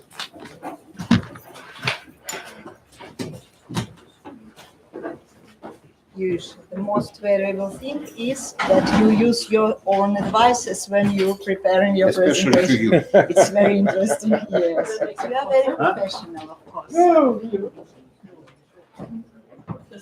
Where is the front page of your presentation? The And front the title, page. yes, Igor will help us. Я говорю, с ним договорился. Очень интересно. Можно они зайти? 9:30, чтобы нам здесь начать. Пишите мне, ладно?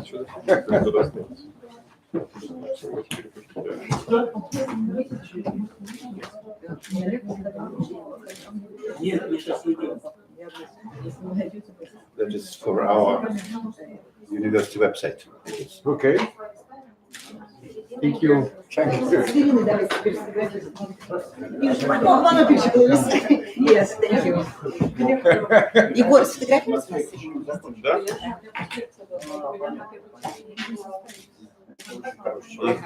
Дашенька, please come with us.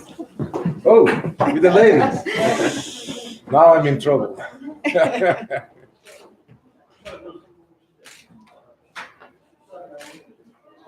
Thank you. Thank you. Let's go have some fun. Yes.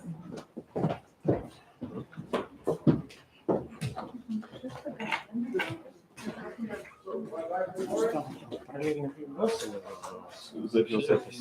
Да, просто там начало немножко. Не обязательно. Ну, у нас запись сядет, все будет лучше. Так, Да, можно через уходить. 15 минут я вернусь.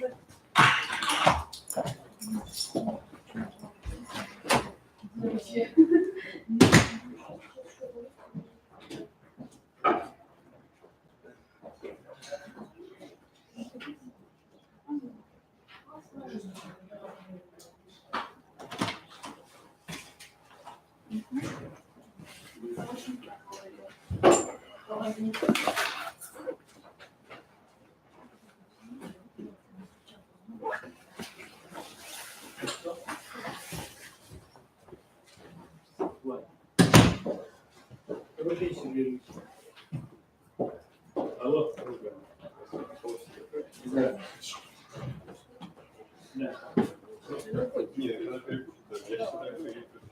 Да, да, слушай.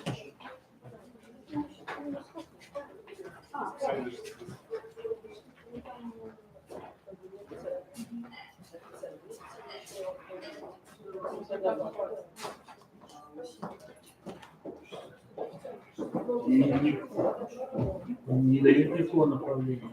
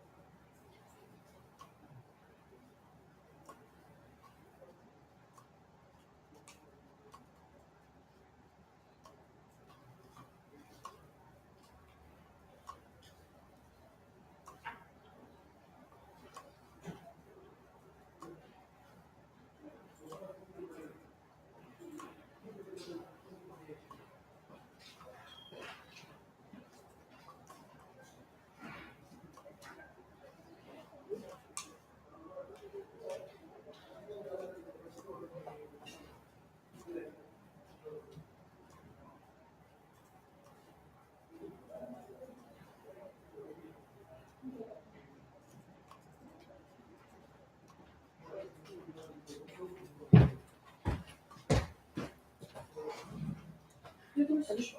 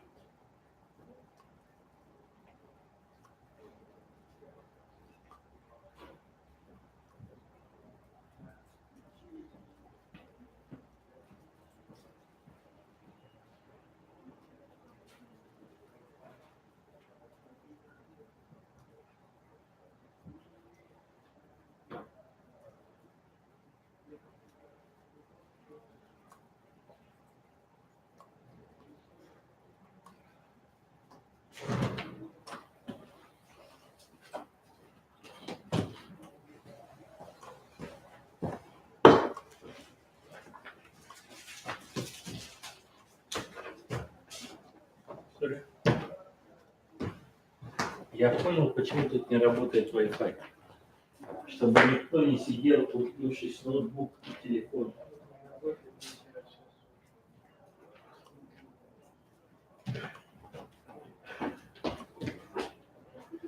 У меня во время презентации возник вопрос. А есть ли у него лицензия на тачную работу? Для использования ее? С другой стороны, а как рассматривать рекомендации не использовать ни в коем случае серифных шрифтов для презентации, а наоборот использование сан-серифных шрифтов? Это разве не серифный шрифт? Надо гротески использовать. Гельветик опустили бы, да? Да нельзя засечками использовать. Нельзя. Ну, это нельзя, провокация. Это Вопрос задали. Поэтому он написал Times New Roman, потому что у него нет лицензии на Times New Roman. Все, я заткнулся.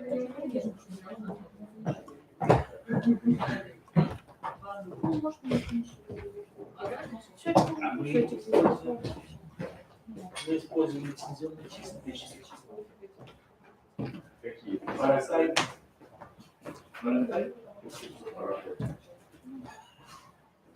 А что такое монотайп? Монотайп.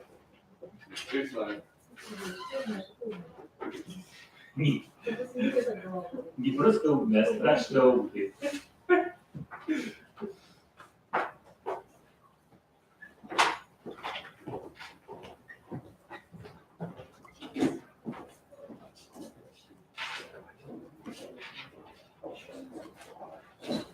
Это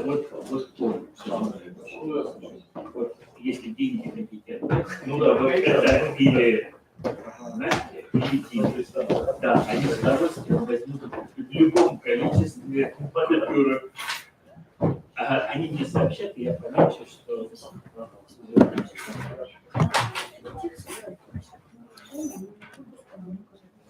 нет.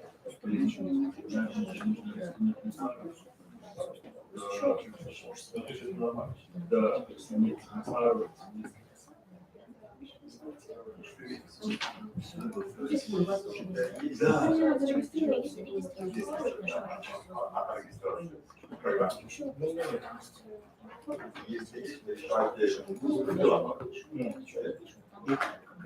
нет, вначале скажет, на 10 минут. Потом дальше получается час, чуть больше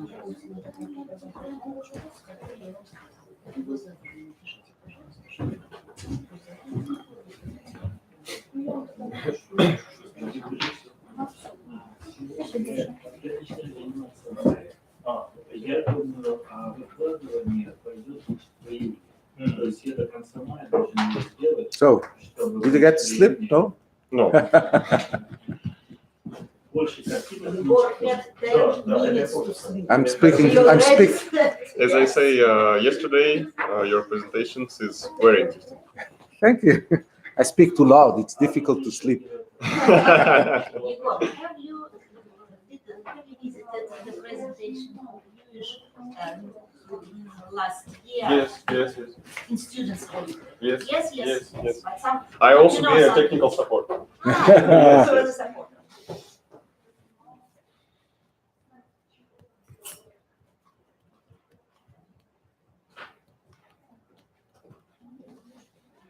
So, can I start or should we wait some more minutes? I don't know. You tell me.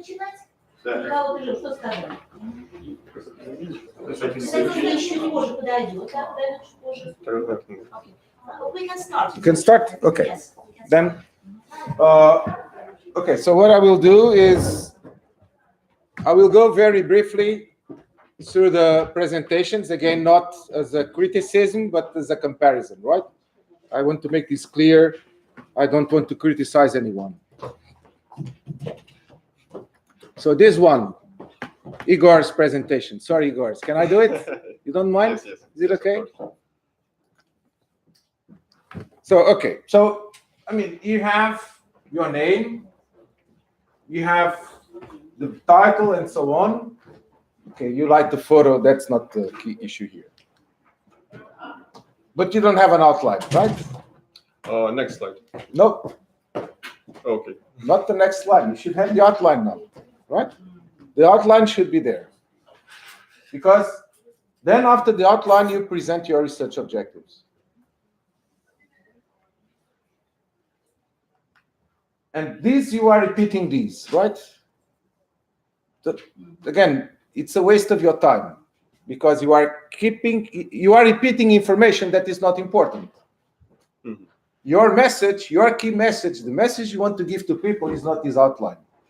The message you want to give to people, you have developed a model for simulated. This is the message you want to give to people, right? So don't keep repeating these things. And second topic. Okay, whatever model it is. But you understand what I'm saying?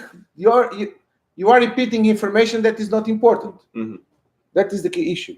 So we don't need to structure presentation. No, you give the outline, but don't repeat the outline. But don't repeat the outline.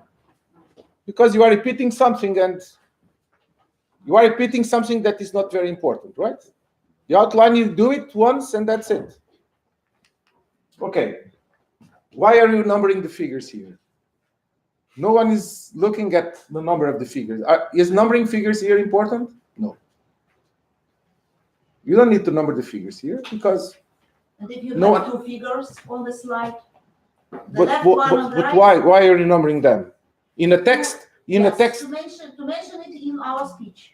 Yes, but you are here. You can point things here. On the show. In a text, you need to number figures because when you are reading a text, you say in figure 1, in figure 2, then you need to number the figures. Here you don't. You are here. You can explain this. Don't put information you don't need. It will distract people. It will catch the attention of people to things. Again, you are losing them. And what narrowband Internet of Things technology in fire wireless networks? Is it what you're showing here? No. No. It's not. Sorry to say this, Igor. Is this narrowband Internet of Things? I don't see any Internet of Things in here. 5G wireless networks? Well, this may be a network. Okay, you have inputs of things here, of course. I know what this is, right? This is traffic and so on. Yeah, Yes. what is this? This is a network model, right? Yes. Put a line, put a sentence here. Network modeling for both LTE, narrowband IoT, the outputs are whatever, right? The sentence is missing. I don't know what this figure is about because this is too general. This is not stating what the figure is about. And all of these things here, now it's gone, right? Yes. First, you had this figure. So, do you understand what I'm saying? Yes. Do you understand, guys? Yeah. Are you going to repeat this without the figure? Now I'm lost. I mean, wait, where was the lambda L? I'm lost now. So, you are presenting this to mathematicians.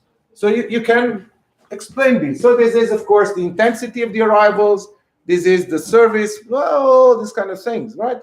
And this is for LTE, and this is for narrowband IoT, and then whatever. But these here without the other ones is not that useful, I think. Well, again, see, you are repeating this. I don't think this is needed. Okay, always the same thing. Now you understand, right? So here it's okay. These can be putting on the side. I would not put this, and the sentence is missing again. This one, okay, it's a state diagram. This one, it even fits. I agree with you. Okay, now I think we can. Okay, this probably what you can do. This again is the sentence.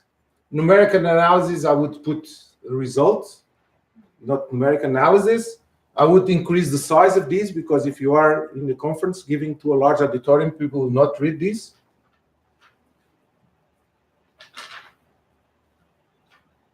One of the tricks we use in engineering, probably I'm not sure if you can do it here, but you can as well, is that instead of putting numbers like these, you put number of IoT devices in parentheses, millions. right?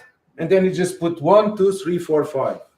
And that makes it easier for people to start still looking at exponential of 6 or whatever it is. Again, you are repeating these again, right? Then system model of millimeter waves in outdoor system. But this is not the system model. This is a scenario, right? Yes. It's more a scenario. So again, the sentence, you can explain all these things. This is the distance. These are the radius, covers radius, whatever it is, right? Again, I would not put this in here because you can explain W is the lane. You can explain this to people. Do you remember the parameters he had in the first drawing? Anyone remembers the parameters he had in the first drawing? Anyone? Of course not. Of course not. See? So no one remembers. But Lьюиш, I think No one. sorry. This list of notation is for saving time. If somebody asks Yegor, he's in nervous mode on his defense, so he can just show the picture. Okay, but then I would put it on the background information, not in the main presentation. Thank you. I would put it after the conclusion. If someone asks a question, that's the background information. I want to know the library. Yes, see, this is here. But you have it in the background information, not in the presentation. Yes, right you are. I don't know if I'm right. I'm giving you my perspective. There are many perspectives. I'm giving you mine. I'm not saying it's the perspective. It's one of the perspectives. Okay. And in this... again, I would not do these 4 equations in one. I would split these in several pages. I think it's too much information. Put in 2 pages. You don't need to occupy the whole page, right? You don't need to save space here. What matters is the amount of information. If you put this in 2 different pages, the amount of information is the same, but it will be easier for people to read because they have less information in one page. Okay, I think you got the idea. Again, a very engineering thing. Usually you should put these should be in here, right? Because this is a title and not necessarily what is on the axis. And there should be something in here so you can know what is being shown here. This probably should be on the side because it's on the bottom. I'm not sure if people will read it anyway in the end. Okay, same thing. Then main results and references. So where are the conclusions? It's not the same thing, right? And okay, you want to show the publications, it's fine. But now let me show you the other one.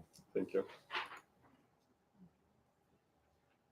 So this was the one that, again, was sent to me. I will go very quickly through this one, just as a reminder.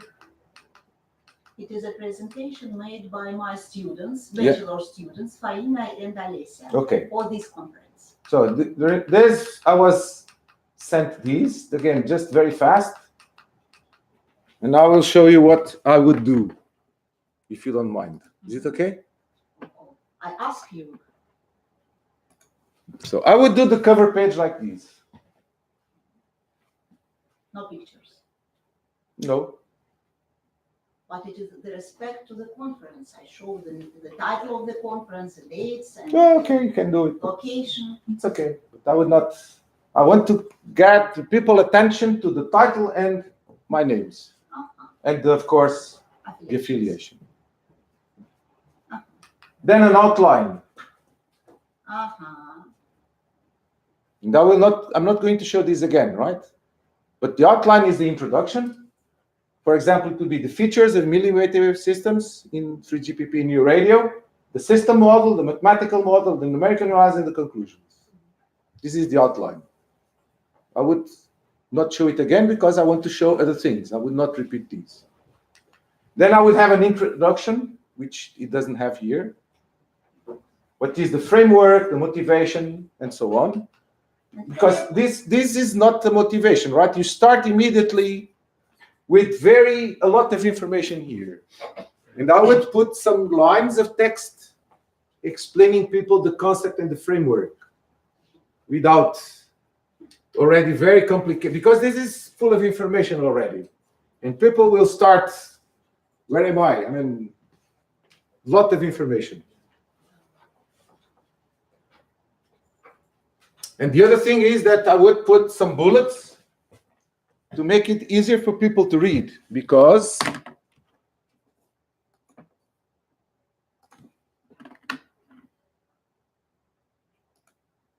so this was the original, right? Okay, this one is 7 bullets, but sometimes they don't have it and it's not easier to read. So let me go to the next one. Okay, this one this. When I don't have a bullet, I'm not sure if this is a sentence or 2 sentences, right? Yes. That's the problem. So again, I'm already thinking something that I shouldn't. It should be easy for me to understand what's in there. And okay, I'm destroying this presentation because I've not read the paper. But if this has been shown once, I would not show it again. If this has been if it's here, I'm going to explain it here, right? It is some break, of course. Yes. So I'm not going to show the figure again because it's going to distract people. So the next page, I would not show this. Meaning, right? I would not show it the second time. It's the same figure. And again, I would not put this because it really doesn't matter if it's figure 1 or 3 or 4. I'm here to explain this to people. Again, I would not repeat the outline, the assumptions. Okay, I would explain the assumptions. Now, let's remember. Sentences must be complete and so on. Multicast session, transparent service. What does it mean? I will tell the audience. Put a sentence here explaining. Are you considering a transparent service? Transparent services are not being considered. Are they important? I don't know. Transparent service? It should be explained on the next slide. How can I put it here? See the next slide? It's not self-contained here. I'm reading these. I don't know what it means. It would be overloaded. Okay, thank you. And it should have bullets to make it easier for people to read it.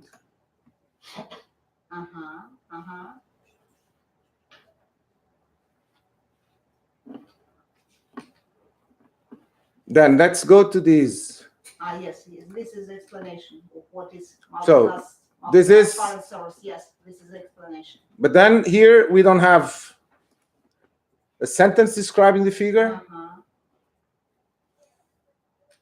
And even the parameters that you have described, some of them are not fully described in the presentation. A lot of them are not fully described, yes. So you are not coherent here. You are describing just a few of the parameters, not all of them.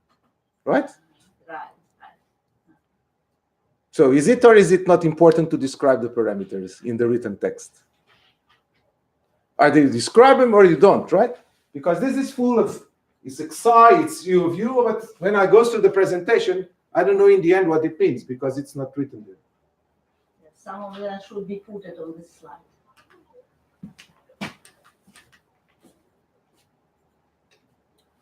And okay, this is another page.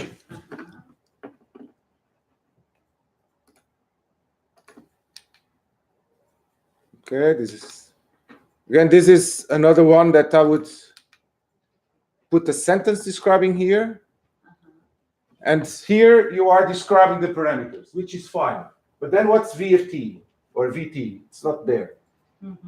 Right? So This is very important. Something is missing. Excuse me? This parameter wasn't there. Don't put it. Yes, right. It's not important, don't put it there. If it's not important, then it's not, don't put it there.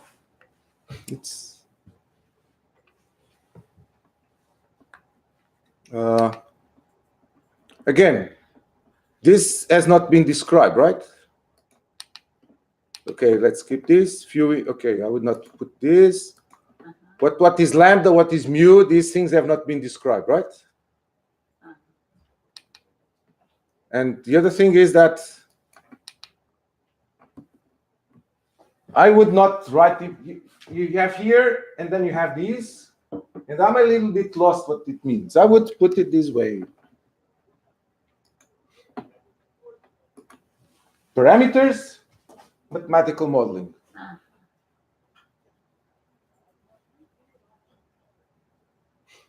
Then I can explain all these things. But then I'm repeating myself because these have been explained previously, right? Yes, it was, but So I'm repeating information. I'm repeating information now. Now, this is the challenge. So what do I do with a graph like this? A Markov chain. I do these. You want to show it's complex? Okay, this is a nice figure to show it's complex. But then the people on the back will not be capable of reading these. Right? So do this. You take this one, you magnify it, and now you can explain it. And everyone in the back can read it. And then, of course, once you explain one of them, the others is just n plus 1, s plus 2, whatever it is, right? Do you need really to explain all of them? No. Of course not. Just need to explain one of them, right? Yes. The arrivals and the departures and the states and so on. So you can do this with this one. Excellent idea. And you solved the problem of the size of the fonts. So you see, you can have complexity. Yes. And you show my complexity. Yes. Okay, then this is just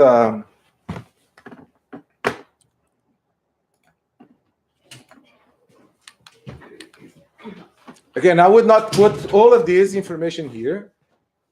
Too crowded. I would split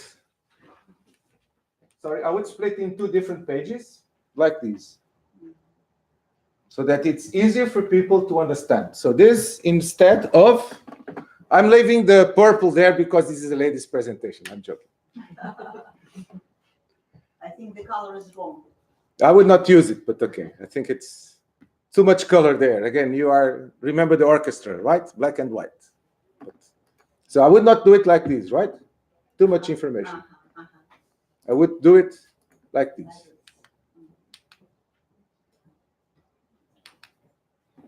Okay, then here,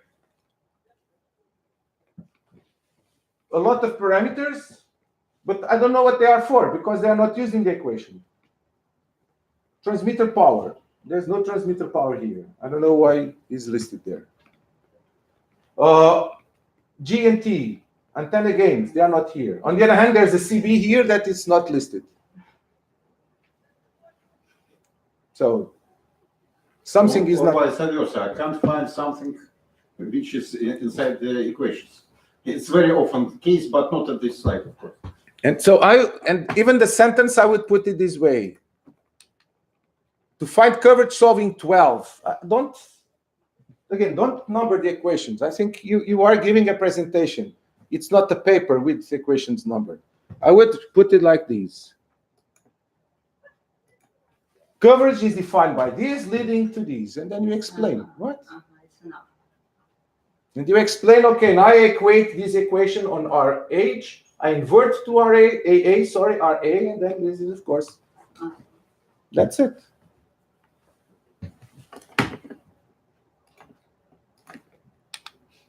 Okay, I think, no,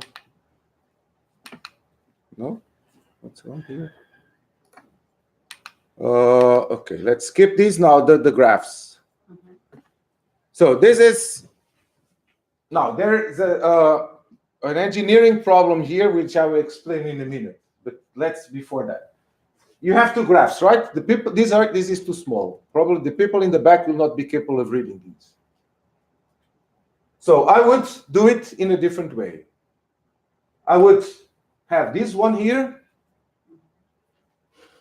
and the other one is almost superimposed. Now it will play with the back and forth and can make the comparison.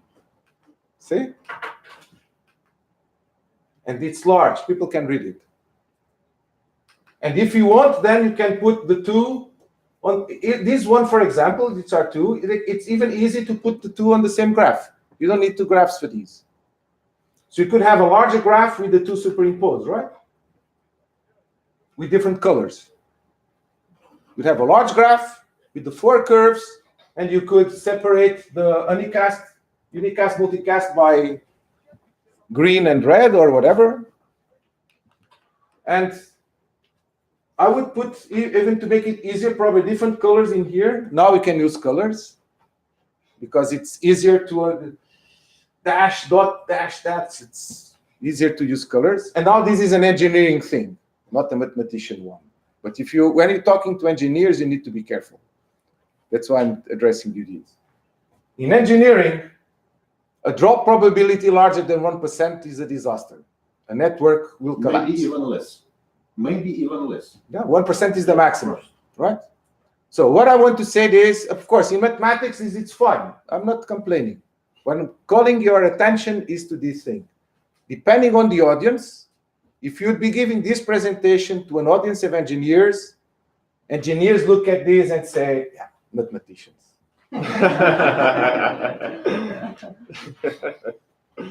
Because the networks stop here in 1%.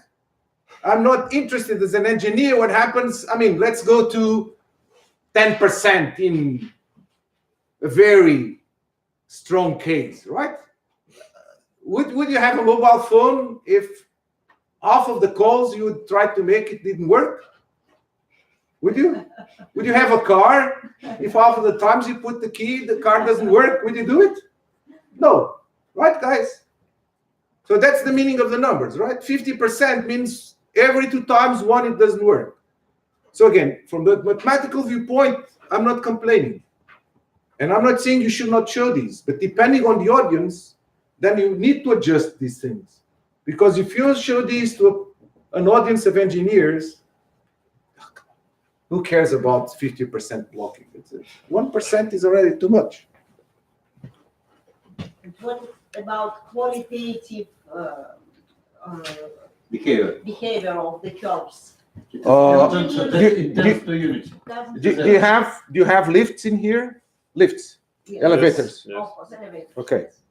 Are you interested in designing lifts for elephants? Thank you, Lьюиш. Are you? But it isn't No, it's the behavior of the lifts. Again, depending on the audience, right? depending on your audience. Depends on the audience. Remember, one of the key things, you need to study your audience. I'm not saying this is wrong, Julia. Don't misunderstand me. I'm saying it depends on the audience to whom you are speaking, which is a different thing. It's a different thing. If you are studying this from the mathematical viewpoint, okay, you are giving the trends and all these things. I'm not complaining. Let's put it this way. But if your audience is an engineering one or an applied one, whatever you can call it, then you need to know the things, or you should at least. Because you don't want to design lifts for ants, because ants are very small, or elephants. And you couldn't care less the trend of the lifts for elephants or for ants. Lifts are for people, like us, right? Unless you are in a zoo, and then, okay, then you need to adjust the lifts to the ants or to the elephants, or to the giraffes. But then you are designing lifts for a zoo, not for a university with people. I think mathematicians wants to show that we can deal both with the people, with the elephants, with the fishes. And right you are. But again, depends on the audience. That's my point here.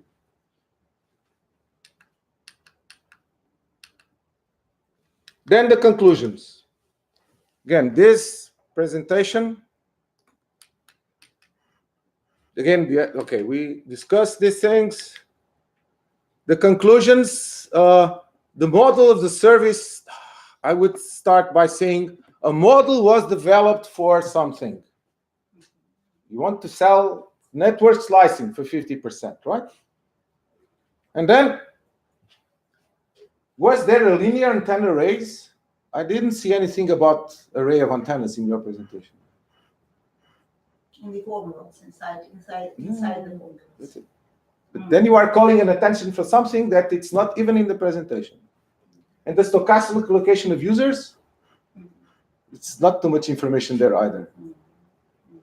So on the one hand, you are putting information here that is not in the paper, and on the other hand, you are not. The scenario was tested. What is the scenario that you have tested? It's not in here, right? Okay. Again, I'm not saying I don't hold the truth in my hands. Please don't misunderstand me on this again. I'm giving you one perspective, which not necessarily the perspective, the only perspective, and so on. I want to make this clear, and please don't be offended with these comments, okay?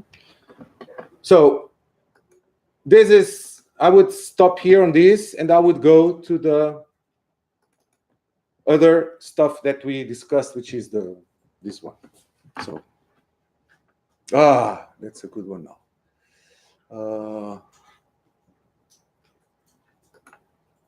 No, not this one. I'm trying to guess. Where can I enlarge this? Sorry. No, not here. To put ones. Is it here? Right corner. I can do it here, of course. Sorry. Okay, it works. Good. Okay, so again, I asked Konstantin to send me these. The original text was in Russian. Yes, then someone translated to English. I'm sorry, but I don't know Russian. I can read a few words in Cyrillic already. No problem. But it's a start, right? I can read stop, restaurant, market already, this kind of thing, so it's not that bad. And this text is from rector's directive on the project proposals. So what? Some template I should fill in and to send to the research department of the university. Which will evaluate the proposal, yes, right? To compete against other research teams inside the university. Yes. So what I did is I've taken these and then I've put some comments in English. And of course, you have all this information. You can keep it for you. So just... I have one question. Yes. By the way, the template of this paper, is it reasonable or not? Or you could propose other ask for template for proposals? I would change a few things. Transparent for you? Yes. I would change a few things, but I would say in general terms, that's usually what you have for project proposals, I think. Or I should, as a competitive person, to be inside every template, whether it comes from my rector or from you, it doesn't matter. So it depends on my level of expertise. I would say that as researchers, we should be capable of filling in any template. Any, yes, because we want to win. Because we want to win, yes. So, I have here just one comment. So this starts with the project survey, the abstract, with up to 3,000 characters. My comment here is that this is something you usually do in the end. That's the very last thing you do in a project is to fill in the abstract and the keywords. Sometimes people start by writing this, it should be done in the end. Because only in the end, we have all the information in our head to do it. If you do it in the beginning, it can happen that this does not fit the rest of the content. And this is a problem for evaluators because people start reading these and they don't find the information in the proposal. Okay, out. Is promising something that is not going to deliver.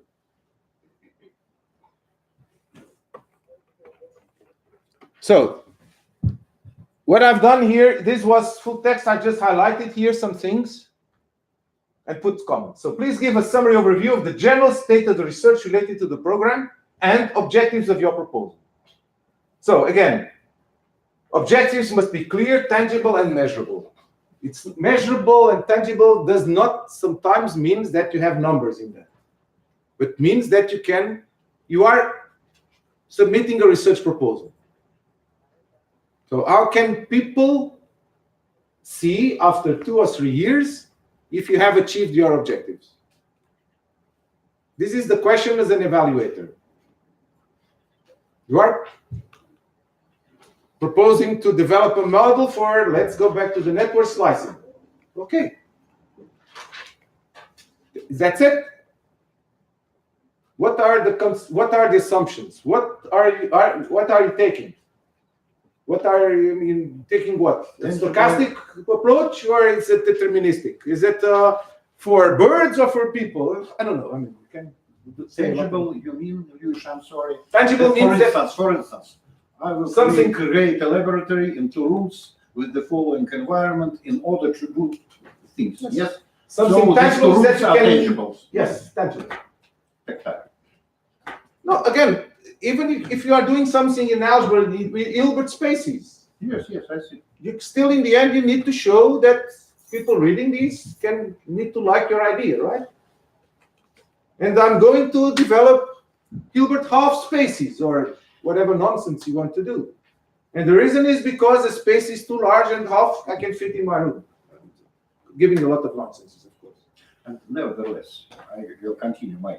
Let's have Yes, discussion. this is a discussion. You Yes. know that in this audience you have stuff which are originally come here from the mathematics. And usually our results deal with mathematics, And models. mathematical models and so Yes. on. And sometimes I can't do this because sometimes my objective is a mathematical model of some nature event or so on. What else? But can't you say for what is the purpose of the model? So here I should say model which is designed in order to something. Yes. You don't need to produce numbers, that's what I'm saying, but you can say what is the purpose of the model, right? What is the goal? What do you want to do with this model? What do you want to do with this model? You want to solve a problem, right? No? Problem in general terms. I understand. It's a problem in general terms. I'm not saying it's to be the 50% of the network slicing, but it's a problem in general terms. So what is the problem you want to solve? And what is the approach that you want to do it? Again, I'm not saying I'm not saying because I'm not completely right, but probably some things do not apply here for some cases. I'm sure they don't. I'm just giving you from this perspective, right? The other thing you should do, and now this is really applicable for everyone, I'm sorry to say this, is when you get these texts, you should do what I've done. And then this is a checklist. You are preparing a proposal. Have I given the general state? Yes, I did. Have I described the objectives of my proposal? Yes, I did. Did I put the context in the situation? Yes. Do you understand what I'm saying?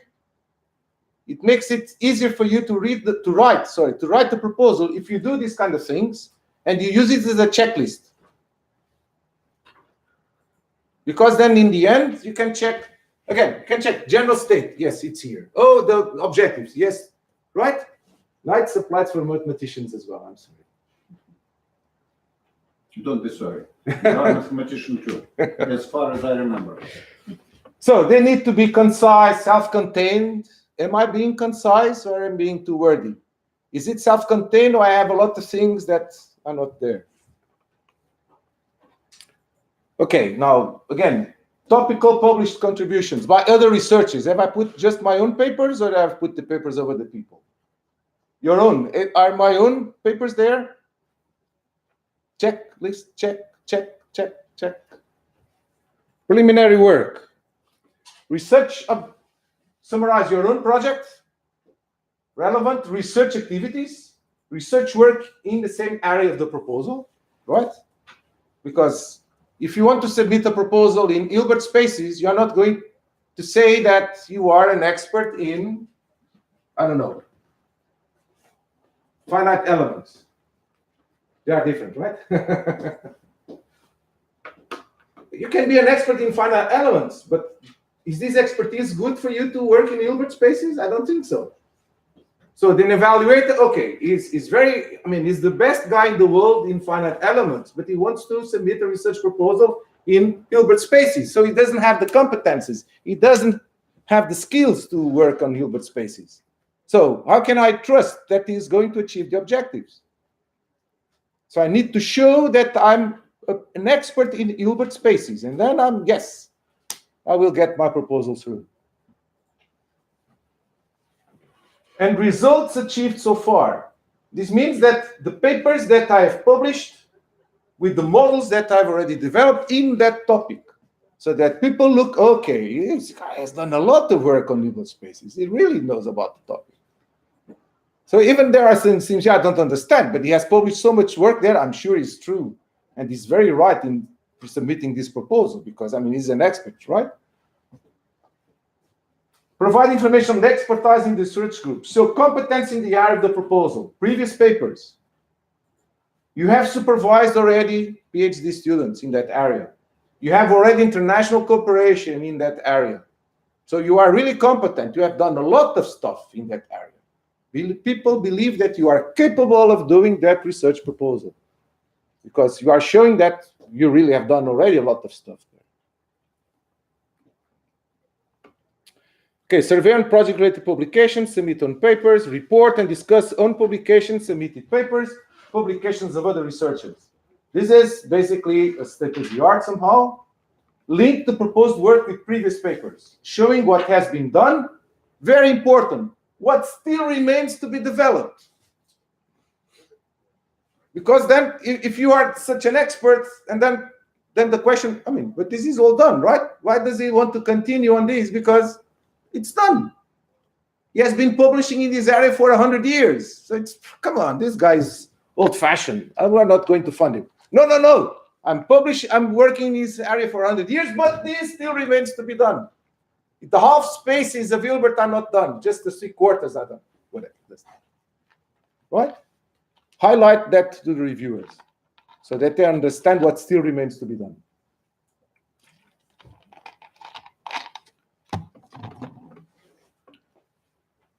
Don't infuriate the reviewers. Meaning, do not cover more than 10 publications. Don't put 11, don't put 13. Put a maximum of 10. Because if you put 50, you're telling to the reviewer, yeah, I know much more than you do. You tell them, you're stupid. I'm so good that I need to show that I have 50 papers on this. You just read all of them. And then the reviewer most probably is not going to read any of them, right? Because you were asked to put 10 and you've put 50. And the reviewer will not have time to read 50. So just skip it. Forget it. I'm not going to do it.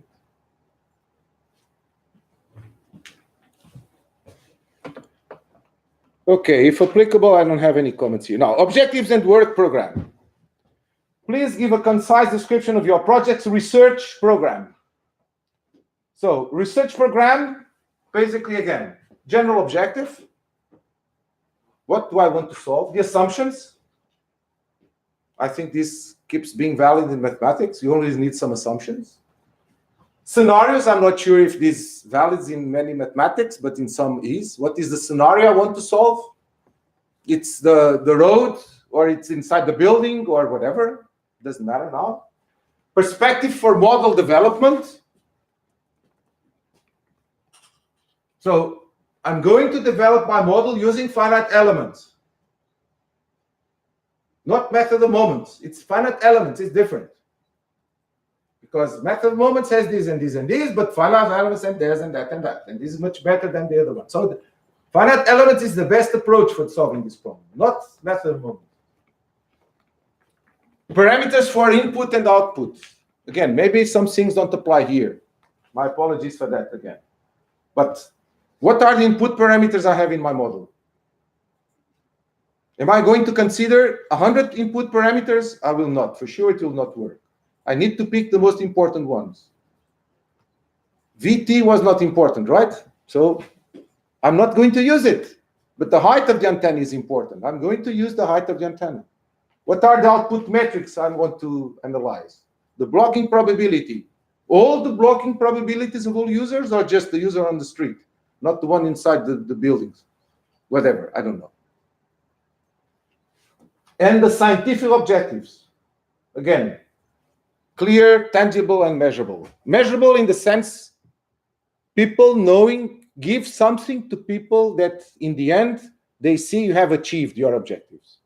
They are not necessarily numbers, but they have to be things that in the end they see, okay, he has achieved, he or she, sorry, girls, ladies, he or she has achieved these, he has reached the objective.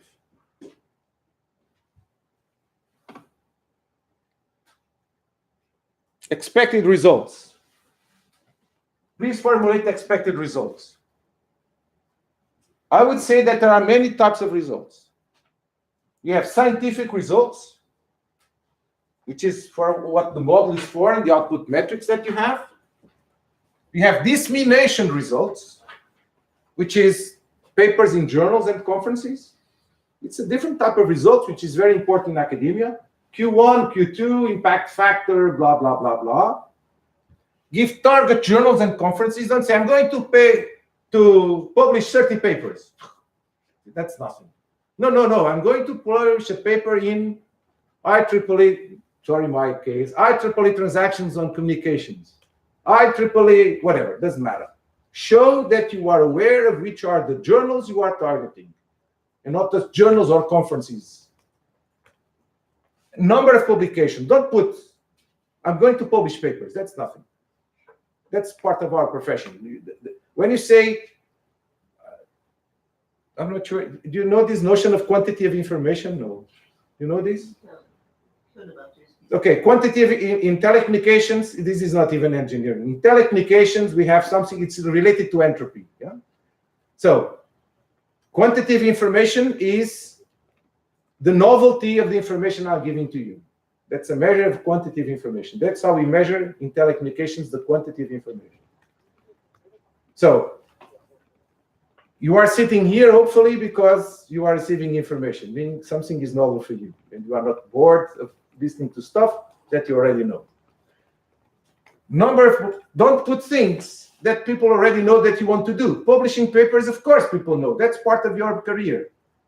So you say that the goal is to publish papers, the quantity of information is 0. So say which papers you want, how many papers, where you want to publish. This is really useful information. And will enable the reviewer to say, okay, this is a real guy. He wants to publish the papers in applied mathematics or whatever the journals are. And these are Q1 journals. Our main problem. Excuse me? Our main problem is from the point of view of 5 top 100 projects, the main objective is a number of publications in Q1 and Q2. But then Q1 and Q2, you don't want Q3 or Q4. No. But that's important because you need to know. It doesn't matter where. Content doesn't matter. But it matters if it's Q1 or Q4, right? Yes. So you need to show that you want to publish papers in Q1 journals, not Q4 journals. List the Q1 journals. They give me the restriction, not less than 30 papers per one project. Okay. It's a crazy requirement, or it isn't crazy.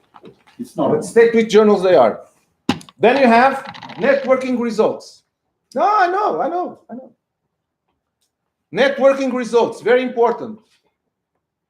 Different type of results, which is national and international conferences, cost actions, because this enables a lot of networking, interaction with other researchers, exchanging of information, joint papers with international colleagues. These are all metrics of success, let's put it this way. And these are valuable for a reviewer to see that we are really doing stuff and giving the numbers that our deans want for the rankings and all these kind of things. Education results. We are professors. Professors are supposed to teach, right? And to pass information to students. So at least back home, we need to show education results. And this means graduation of students. With this project, I intend to have this number of Master of Science students involved, of course, at a very low level, obviously. PhD guys, postdocs eventually, also these kind of things. So that There's also putting people on the wheel, of the project. Indicate also if you anticipate results that may be relevant to other research fields. Being from applied mathematics, I would say, at least, again, this is my perspective, engineering areas are of value. If you are writing a proposal from applied mathematics, one of the areas, it's not the only one, of course, it can be medicine, can be many other things, but one of them is engineering. Show links with engineering. They say that here engineering is not so impressive. Multidisciplinary project, it means medicine, let's say, space. Okay, then put space in here. And so on. Astronautics. But engineering is too wide. Okay. In what area? I should write here. No, you're right. I mean, in your case, it's clearly wireless and mobile communications. Industry. Yes. Yes, of course. I mean, the papers that I was presenting you, it's clearly these two. Don't put engineering at large. No, this is with the guys of telecommunications engineering, and even more specifically, mobile and wireless. You are not working in optical fibers. I'm at the side of the authorities, not only in the university, but outside, the Russian research funds. They say, for instance, that mathematics and engineering, it's evident. So the relevance to engineering is not so important. As other areas. Yes. You should show. Then show other areas. In other industries. Show other areas. Applied mathematics is not industry. That is the area of knowledge. I understand. Show other areas, Konstantin. Put space. Sometimes it's almost impossible. I don't know. Yes. Again, it depends, right? And may have impact outside science. Links with companies. Applicability of the developed work to companies. Transfer of technology to companies. That's what this means, right? I interrupt you. Here I can write, for instance, I think that my results will be applicable to Nokia research. Yes. I'm thinking it isn't necessary to negotiate to Nokia to write this words here. No. The inclusion of companies in the proposal may be a value. Again, you decide on this. I don't know. I think so. Yes. Propose the organization of a final workshop to show results to companies. That's a good way to do transfer of technology. In the end, you organize a workshop with them, like you remember the one we invited me 3 years ago. Yes. I remember there were people here from the city of Moscow. Yes. That's a good idea. Now the guys in the city of Moscow know. Here I can write that will be one of the results of my project. I will organize a workshop on such with such title for such kind of industry and company. Yes. And will be my result. Yes. Yes, but then I should gather this workshop. Sometimes it's difficult. Yes, but of course the result will be very competitive, of course, with such kind of problem. These are things that, again, this is not all applicable, obviously, but these are things that may add, let's say, the value of your proposal, because you can do this, so you're not promising something that you cannot deliver. And if they're asking have impacts outside science, this is one of them, right? Impact outside science is not one more paper in a journal, Q1. Just like I organized, for instance, Summit 5G R&D Russia. Yes. Why not? Yes. I'm trying to extract the information in what is written there, right? This is the goal.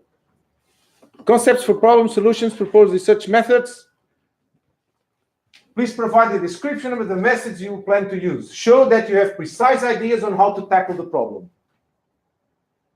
Identify, so you know it's going to be finite differences, not method of moments. Right? And it's going to be time difference. Finite differences. Is it FDTD? Finite difference time domain. Thanks. Sorry, guys. Long time I don't work on this. Yes. It's not method moments, it's FDTD, because I need this in the time domain, not in the frequency domain, because time, I know how to do this. I know my problem and I know how to tackle it. I know how to get the approach to these. It's not, I want to solve the problem of people flying. How am I going to do it? I don't know how I'm going to solve it. Yeah, okay. Next. Identify potential risks and how to overcome them. Again, sometimes this may be applicable, sometimes it's not. Yeah, I want to do FDTD, but the time increment, I need to study these, and I'm not sure if how it's going to do. I need to be careful with these. I know this is a tricky parameter, and maybe this will limit the range of scenarios or the frequencies I will study. With these, I can only study ants and not elephants. I'm just saying a bunch of nonsense. But it shows that I'm aware of how to pick up the problem and the limitations that the problem has. The reviewer looks at this text. This guy really knows what he's talking about, right? Because he's showing that he dominates the topic. He has precise ideas on how to do this.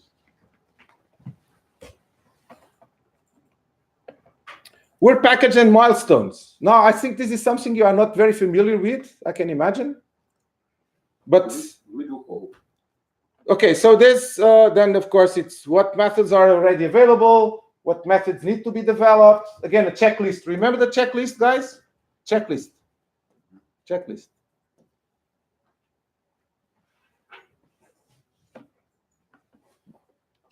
Sorry, just 1 minute. This is what I got. See? Do you understand what I've done? I've transformed this into a checklist. See? Sorry, I forgot to show you this. I transformed this into a checklist. See? That's the idea. Now, work packages. You have a project, you have work packages mean how to structure your work. Now it's very much engineering stuff, but that's what you are doing. Don't blame on me, blame on the guys that have done this. So if you have work packages, means you need to define work, how to structure the work. Whether you like it or not, they are asking for it. It's not my fault now. So formulate the detailed program steps. This means you should structure something like this. Project management, which is something that's nothing to do about science. Let's put it this way, is on how you are going to manage the project. Then you have science, which is a scenario definition, assumptions, all these kind of things before you start. Then the development of the model. Again, this may have some engineering perspective here, but you use it as best, I can put it this way. Then you develop the model, you assess the model, and you analyze the results. These are at least the structure of work packages. And then dissemination. Again, no scientific work here. This is publishing the papers, organizing workshops, and this kind of thing. So 2 to 5 is scientific work.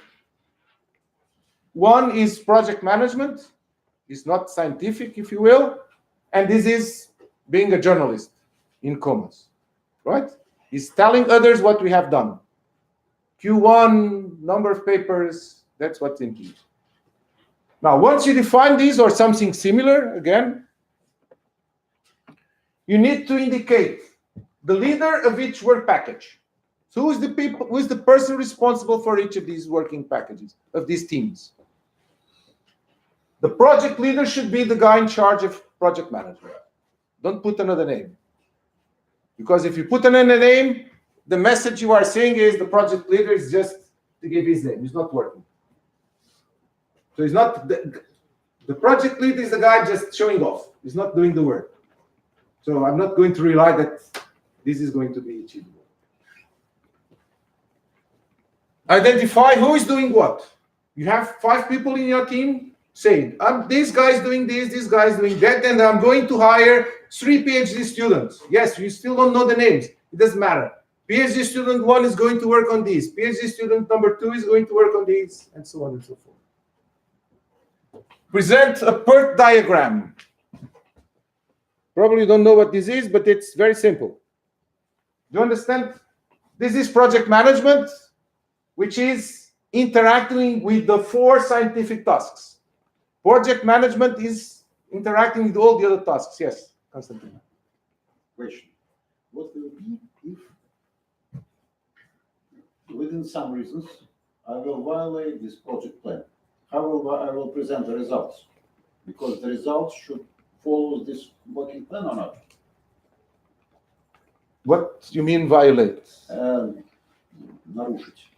During the project, Yes. the project lead decides to change little Okay, but that happens. This is research. No. Sometimes the authorities of research funds require that this plan cannot be changed. No, but the plan, this is a Or plan. I everywhere should explain why I'm changing Yes. it. If you need to change it, you need to explain. It may happen. This is research. This is not In an Europe, exam. in Europe, yes. In community, yes, but not in Russian funds and the level of Russian authorities. Okay. Yes, it's You need to find your way. So it's very understandable for me, and sometimes it's very dangerous for me. So I should be very clever while putting at every VP concrete persons. Yes, it's some specific features. But But sorry, I but the understand thing, because but- in Europe you have how to say, you are looking for a process but not for a result. Yes. And that is the difference. Yes, so that is the process. But let me give you an example. Following the conversation we had this morning. Yes.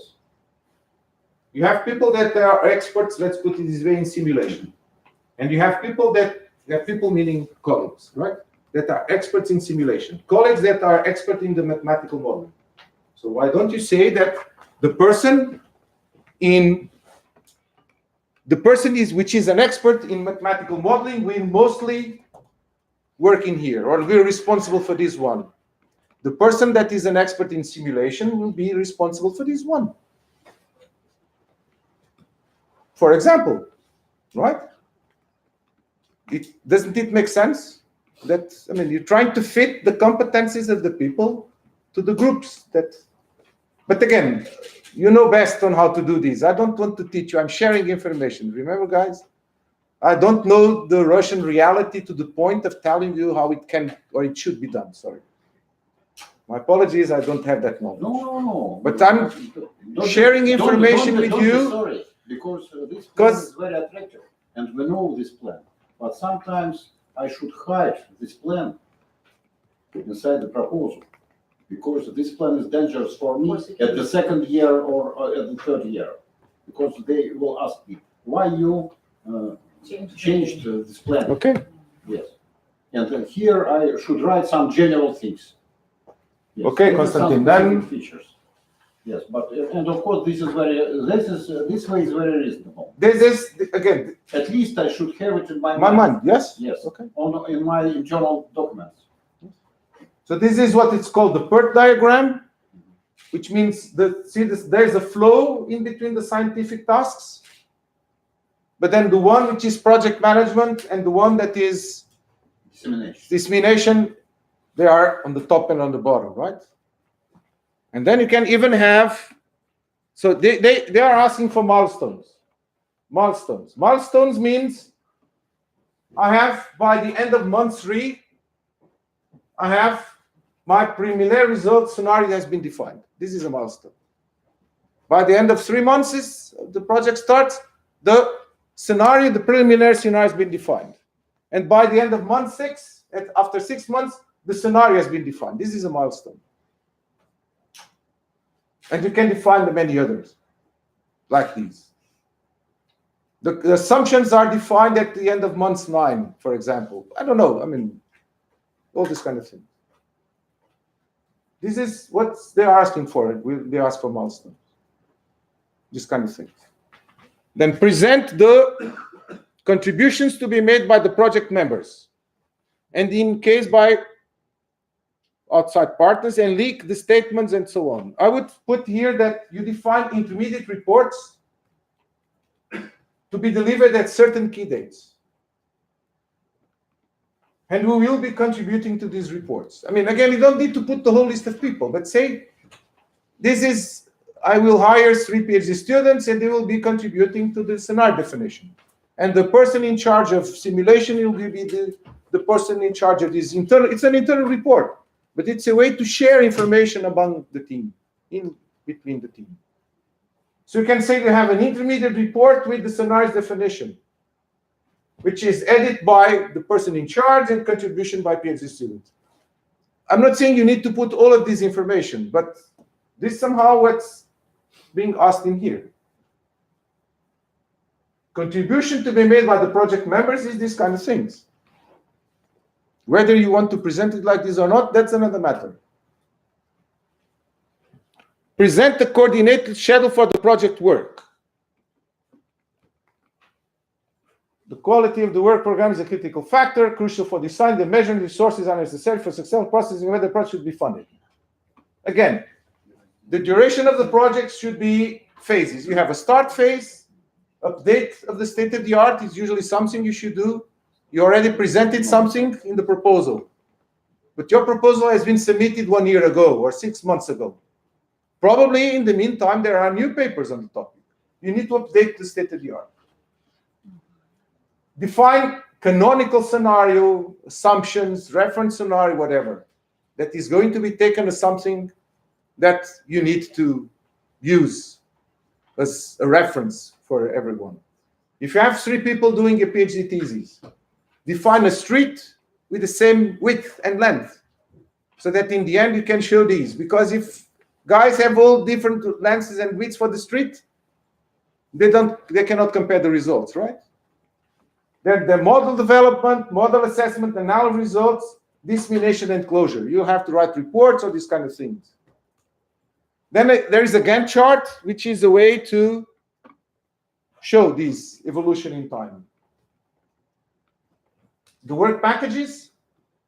Work package 1 is project management. This is an example that this is a project with 30 months, so 2.5 years. I've put here the months of the project, then here the years, and this is the month. Again, the numbers, so this is repeated, doesn't matter. And these are the reports or the milestones that I have to deliver. So, scenario definition is done in the first 6 months. Then there is also superposition in between the scientific tasks so they can interact with each other. So the model development will start in month 4 and will end in month 18. The model assessment, now this is small. See, one of the problems of the presentation, but this is a word. So month 13 starts the model assessment. So there's some superposition, right? Because the assessment means I still need to change something in the model. And it goes until month 24. But already in month 22, I will start the analysis of results. We'll go until the end, and then this dissemination, publishing papers, and so on. And the M means a milestone, and R means a report. Let me show you one that's a real example now. This is, by the way, a conference that I'm organizing under the request of the European Commission. I'm not breaking any confidentiality here, it doesn't matter. This is the part of the structure of the conference, see? This has nothing to do with research. It's organizing a conference, actually 2 conferences. It's UCNC, it's this European Commission conference. It will be in Dubrovnik next year and then in Porto in 2021. See, the milestones, the deliverables, or the reports, all these kind of things. Now, a good way to show that you are working in an integrated way is to include meetings. You should have, let's say, a project coordination meeting every month with the work package leaders and the project leader. I mean, you just have 4 people getting together for 1 hour, probably. This is working okay. We have a problem with the student. The scenario cannot be like this because the street is too wide. I don't know. Whatever needs to be discussed. Work package coordination. So every month, you should have work package leaders meeting with the team and discussing how the work is being done. Discussing science. I'm not saying discussing money. Here you probably can be discussing money, but here we'll be discussing science with the people. And then you have, I would say, everyone should be at least every 6 months together. Everyone. All the people working in the project. So they can meet each other, exchange information for all work packages, all models, everything else. All of them should be there. Then you have data handling, which I don't have too much to be said in here. This has to do with the archiving and so on. Then it's being asked sustainability. Please give a brief outline the perspectives of research of the project after the expiration of the funding. So they are asking you to say what is going to happen once the project has finished. What are you going to do? So you should basically address the continuation or the growth of the research area. You are gaining more and more competencies in Hilbert spaces or whatever you're working with. Graduation of PhD students, you want to graduate more people. You want, at least with us, it works like this. I can imagine it works like this as well here. Gain of competencies for junior professors, right? You want people to go up. Junior professor, senior full professor, no, all these kind of things. This should be mentioned in here as well. Chances of a long-term partnership between the collaborating partners. So, strength of link with partners, increased links with international researchers. All these kind of things are results that should be there after the sustainability. Research after the expiration of the funding. The project is finished. What have you gained by doing research in this area? National and international cooperation. If cooperation with national and international parties integrated into the program, the expected added value of the planned cooperation should be described. What do you gain with these? Exchange of information. Very valuable in research. Researchers have invented globalization before the guys in economics and politics have invented it before, right? Because globalization is to share information with the world. That's what they have been doing since science exists, basically. So exchange of information, joint publications with people. Internalization of the research group. That's how you get into the Q1s. Access to international scientific bodies. Let's not be naive. You can only have access to being an editor of a journal and these kind of things if you know people. If people don't know you, they are not going to invite you. That's for sure. And the only way they are going to know you is that you go to conferences, you meet people, or you go to cost meetings, people are there, you talk to them, you start having joint papers, people start seeing in their journals, oh, this has published with this and that, okay, then let's invite him or her to be an editor or whatever. If people don't know you, that will not happen. At least the probability that will happen is not very high. Talking about probabilities now, right? Okay, humans, I don't think this applies in here.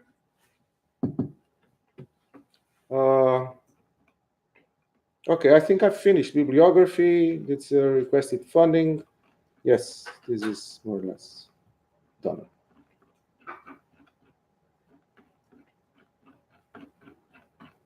Yes. So, now we should have a workshop to prepare a project proposal, right? Home task. Home task, yes. So, I'm more or less finished. It took me less time than I thought. It's 5:15, but okay, it's good. It means you're not that tired yet. Thank you very But much. I would like to hear from you now. I would like now to have some time for discussion, whether you think this is applicable, what can be the problems of applying these. Again, different areas, different ways of doing things. This is very clear. I'm sorry if I'm an engineer, but okay, it could be worse. I could be a philosopher. It could be even worse.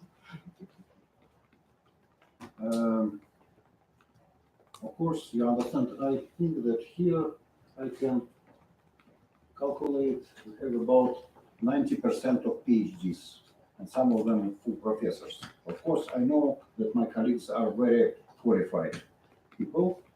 I know also, and you know, that Russia has some specific features in research organization and research development. But nevertheless, maybe you have any comments to our university authorities how to organize these projects. Because we know, maybe you can sit down, Yes. because you are standing here, we are sitting. Just now we are starting our discussion. Okay. Isn't it? Yes, and I will moderate this discussion. Yes. Yes. You remember those meetings in autumn with your colleagues at International Board. Mhm. And you know that Willy Jager was very angry with the organization of project inside the RUDN. What was the main, his main, how to say, criticism? First, short time projects, because we have only 1 year for every project. Every year we should reload projects with another templates and with another objectives. Every year they increase the result, and the measure of the result is the unique one, a number of papers. And Willy Jager was very angry. By the way, he is a friend of our rector.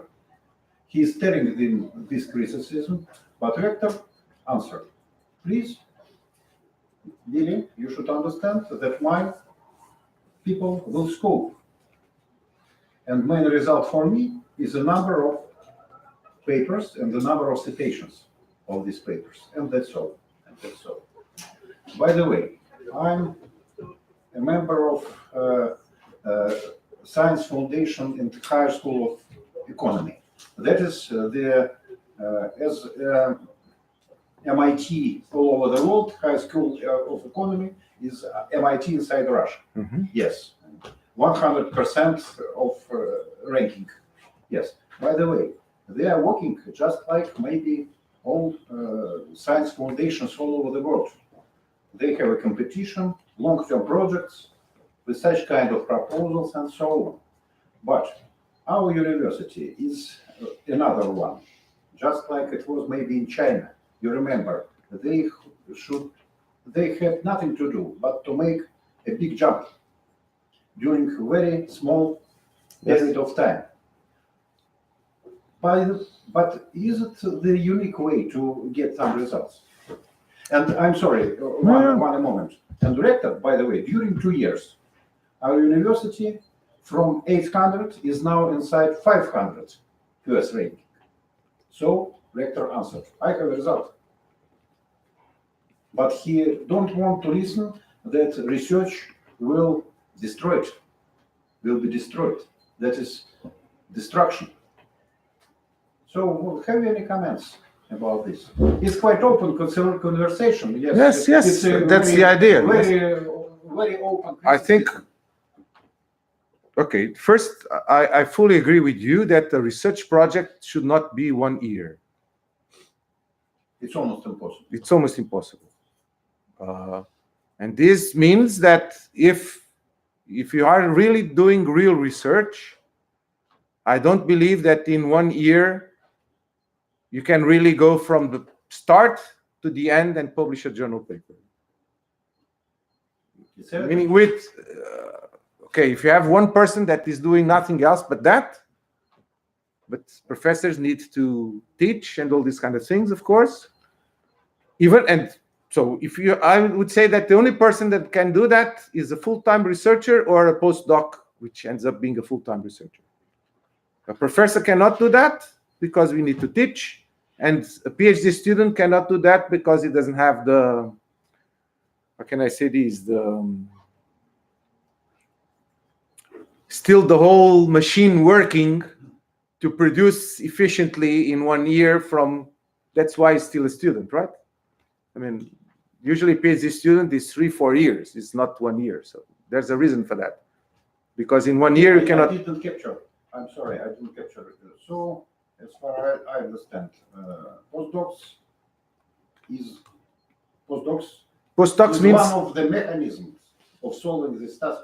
postdocs is, I don't know, probably you don't have it here or don't call it this, but a postdoc is someone that has finished the PhD and he or she will continue to do research for 1-2 years after finishing the PhD.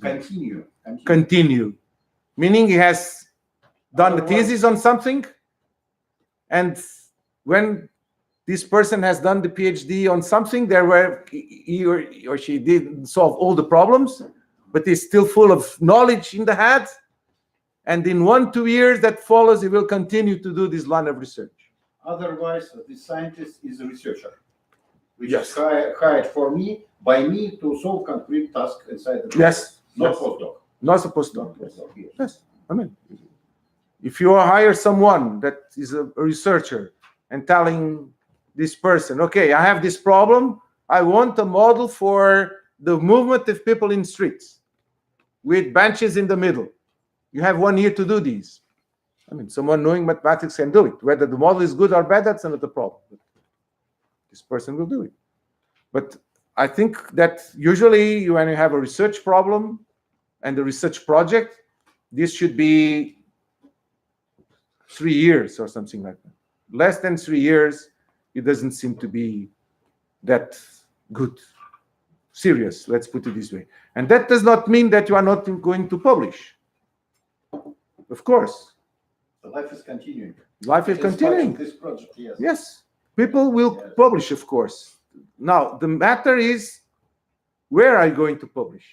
And in the long term, how is it going to happen? Because, again, if you want to get more visibility and all these kind of things, you need to interact with people outside. Then we go back to many of the things I mentioned. And by the way, the Chinese colleagues in China, do you know what they have done? The government in China, do you know what they have done with the universities to achieve what they have done now? Very simple. They brought a lot of Chinese professors from the United States and Europe. They paid them a lot of money to go back to China, to the universities, to the top universities, and they said, okay, you have 10 million euros. You have 10 years to build a research, 5 years to build a research group. But they came from outside China. I know many colleagues that have done this. And they were very well paid. And on the top of these, the Chinese government was using a lot of money to bring people from Europe and North America and many of the countries to go there. And they are still doing this. And to stay there, I know a colleague, he retired from Paris. And he was offered a position in Nanjing University. And he's there now. I mean, he's not full-time because he has a family back in Paris. But he goes there he's there for typically 3 weeks. And then he goes back 2 weeks. And then he goes to Nanjing 3 weeks. And then back home 2 weeks, more or less on average. And he's supervising a lot of students, interacting with junior professors, having meetings with them and all these kind of things. That's on how. That's what the Chinese government is doing. That's how you can achieve some things. So the experience is very attractive. How much? The experience is, what do you mean the experience? China. No, research. excuse me? It's one of the ways. This is a way that you can, in a short time, achieve a lot of results. Right? Because you have people with experience, so you don't have the learning curve. Again, you don't have a PhD student. The PhD student, the first 6 months is reading just to understand what the problem is. Can't do anything else. He still doesn't know what the problem is. He cannot solve the problem. He still has not understood the problem, right? You remember my question. We are discussing the criticism regarding the organization of this project. Yes. The research, yes. So, as far as I understand, you prefer to manage research process more to manage the results and intermediate results. It's better. What, or not? Is it clear? My question. No, I mean, these things here, you can publish a lot of papers with these as well, of course. Right? Of course you can. I can have only one working project to publish papers and to manage it. And that's Because all. when don't misunderstand me It will here. be very fruitful. But you are free, Constantine. You are free. Yes, I'm free. Yes, of course. But let me explain one thing. Where is this one here? Right? The thing that you just publish in the end. Of course, if you want to publish a journal paper, Yes. you can only publish journal paper when you have results. You cannot do it in here because the model is being developed. Right? What you can do is to publish a conference paper somewhere here with the initial results. Okay. This is not the truth. This is not the only way of doing. This was just an example. But now this depends. But of course, it depends how many people you have in your team, right? Yes. Because if you have like so many colleagues sitting here in this room, then you can imagine a lot of these projects, and they are shifted in time, right? They are shifted in time. Sorry. So that's why we keep publishing on a yearly basis, and then, of course, because we are not all starting from here. A student is starting from here, but we are, as a team, as a group, you are not starting from here. Students are starting from these, but as a team, you have many people that are shifted in time, right? So you have someone that is starting this one, but another person is already here, and another person is already here. So in the end, you have papers coming on a yearly basis. And again, you can publish a lot of bad papers, but then the probability that these papers will reach the Q1 journals is not very high. Yes. Yes. But usually, number of quarters shows the quality. Yes, of course. Of course. Of course. Of course. And impact factor. Of course. Yes. So thank you very much, Lьюиш, because of course I understand that your lecture is not a medicine for us, is not a headache pill, of course, but it's very useful. And I still have questions because actually what Russia is doing, and Russian 20 universities, you remember, the 21 universities of Russia are involved into this great project. It will be fulfilled next year. This year is the last year of financing from the government level.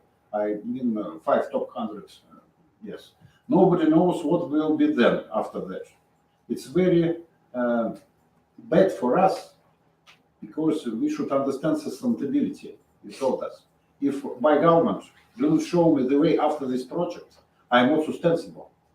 What I will tell to these people and to 10 postdocs, so-called postdocs, which I hired during this project. Yes, I should think what will be in 3 years. Yeah. I have only one project with number of citations, with number of papers, but you know that I have results of European level in several magazines in both parts of my departments, in theory of probability and mathematical modeling and so on. So some of my projects are hidden inside the salary of professors. Somebody should pay for these papers, and if they have no money for producing results, they are hiding the real VPs inside these people. Yes? Yes. Yes. It wasn't so, of course, in former Soviet Union, but we are still going forward because, for instance, about post project. Thank you very much. You involved us to this project. It seems to me from the let's say European Union level, they can manage the process all over the Europe, isn't it? Yes. Because they are managing process, not results. Because when I can see about 100 people from 50 universities in one hall discussing, and they only tell to each other what they are doing. That's all. Yes. Yes. So European Union is managing process. Yes. But It's in very the end, you have these people, 100, 120 people that meet 3 times per year. Yes. And they go there and they present their results to the colleagues. But one of the major outcomes of these is joint papers. So yes.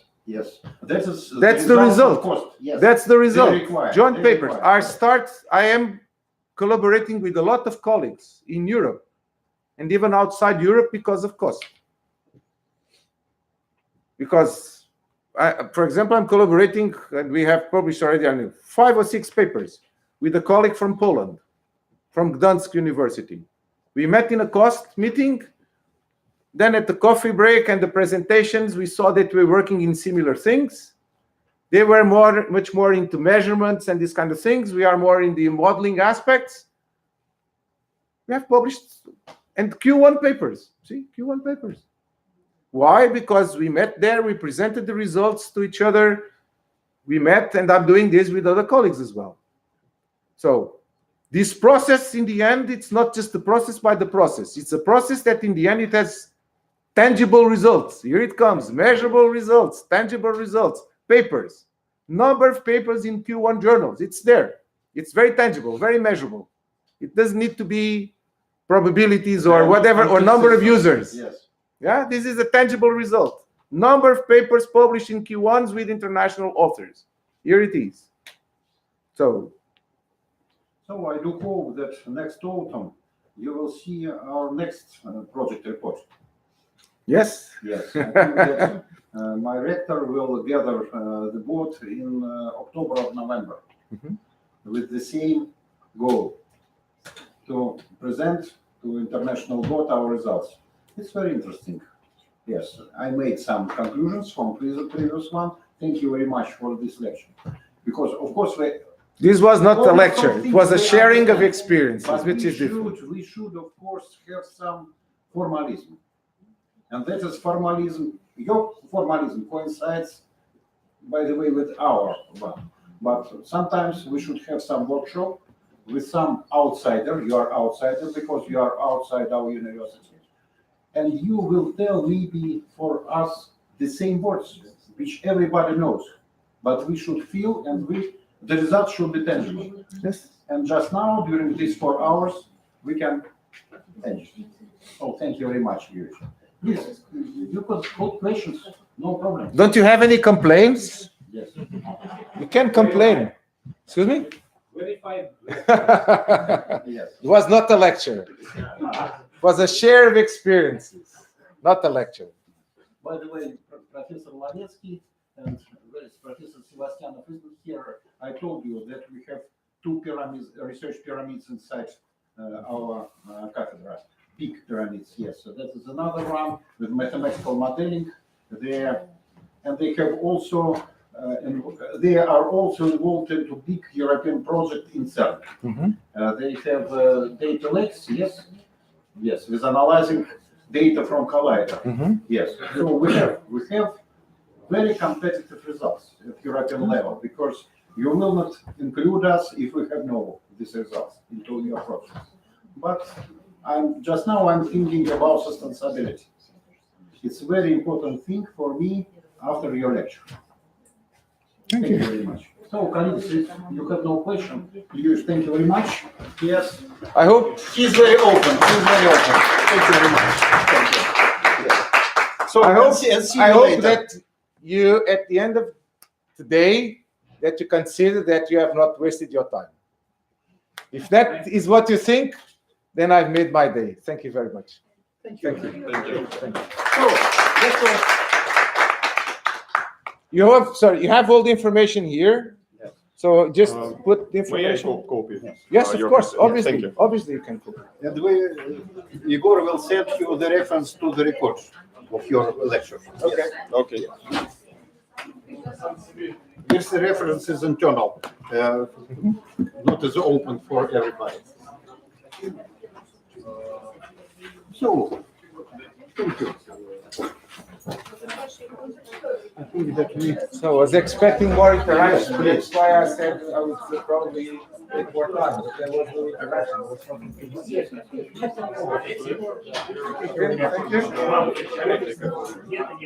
you. Photo, 100 euros.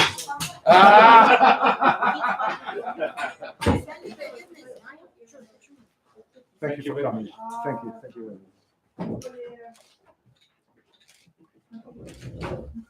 Спасибо. So, how are you since 2 weeks ago? You survived the Lisbon experience? Yeah.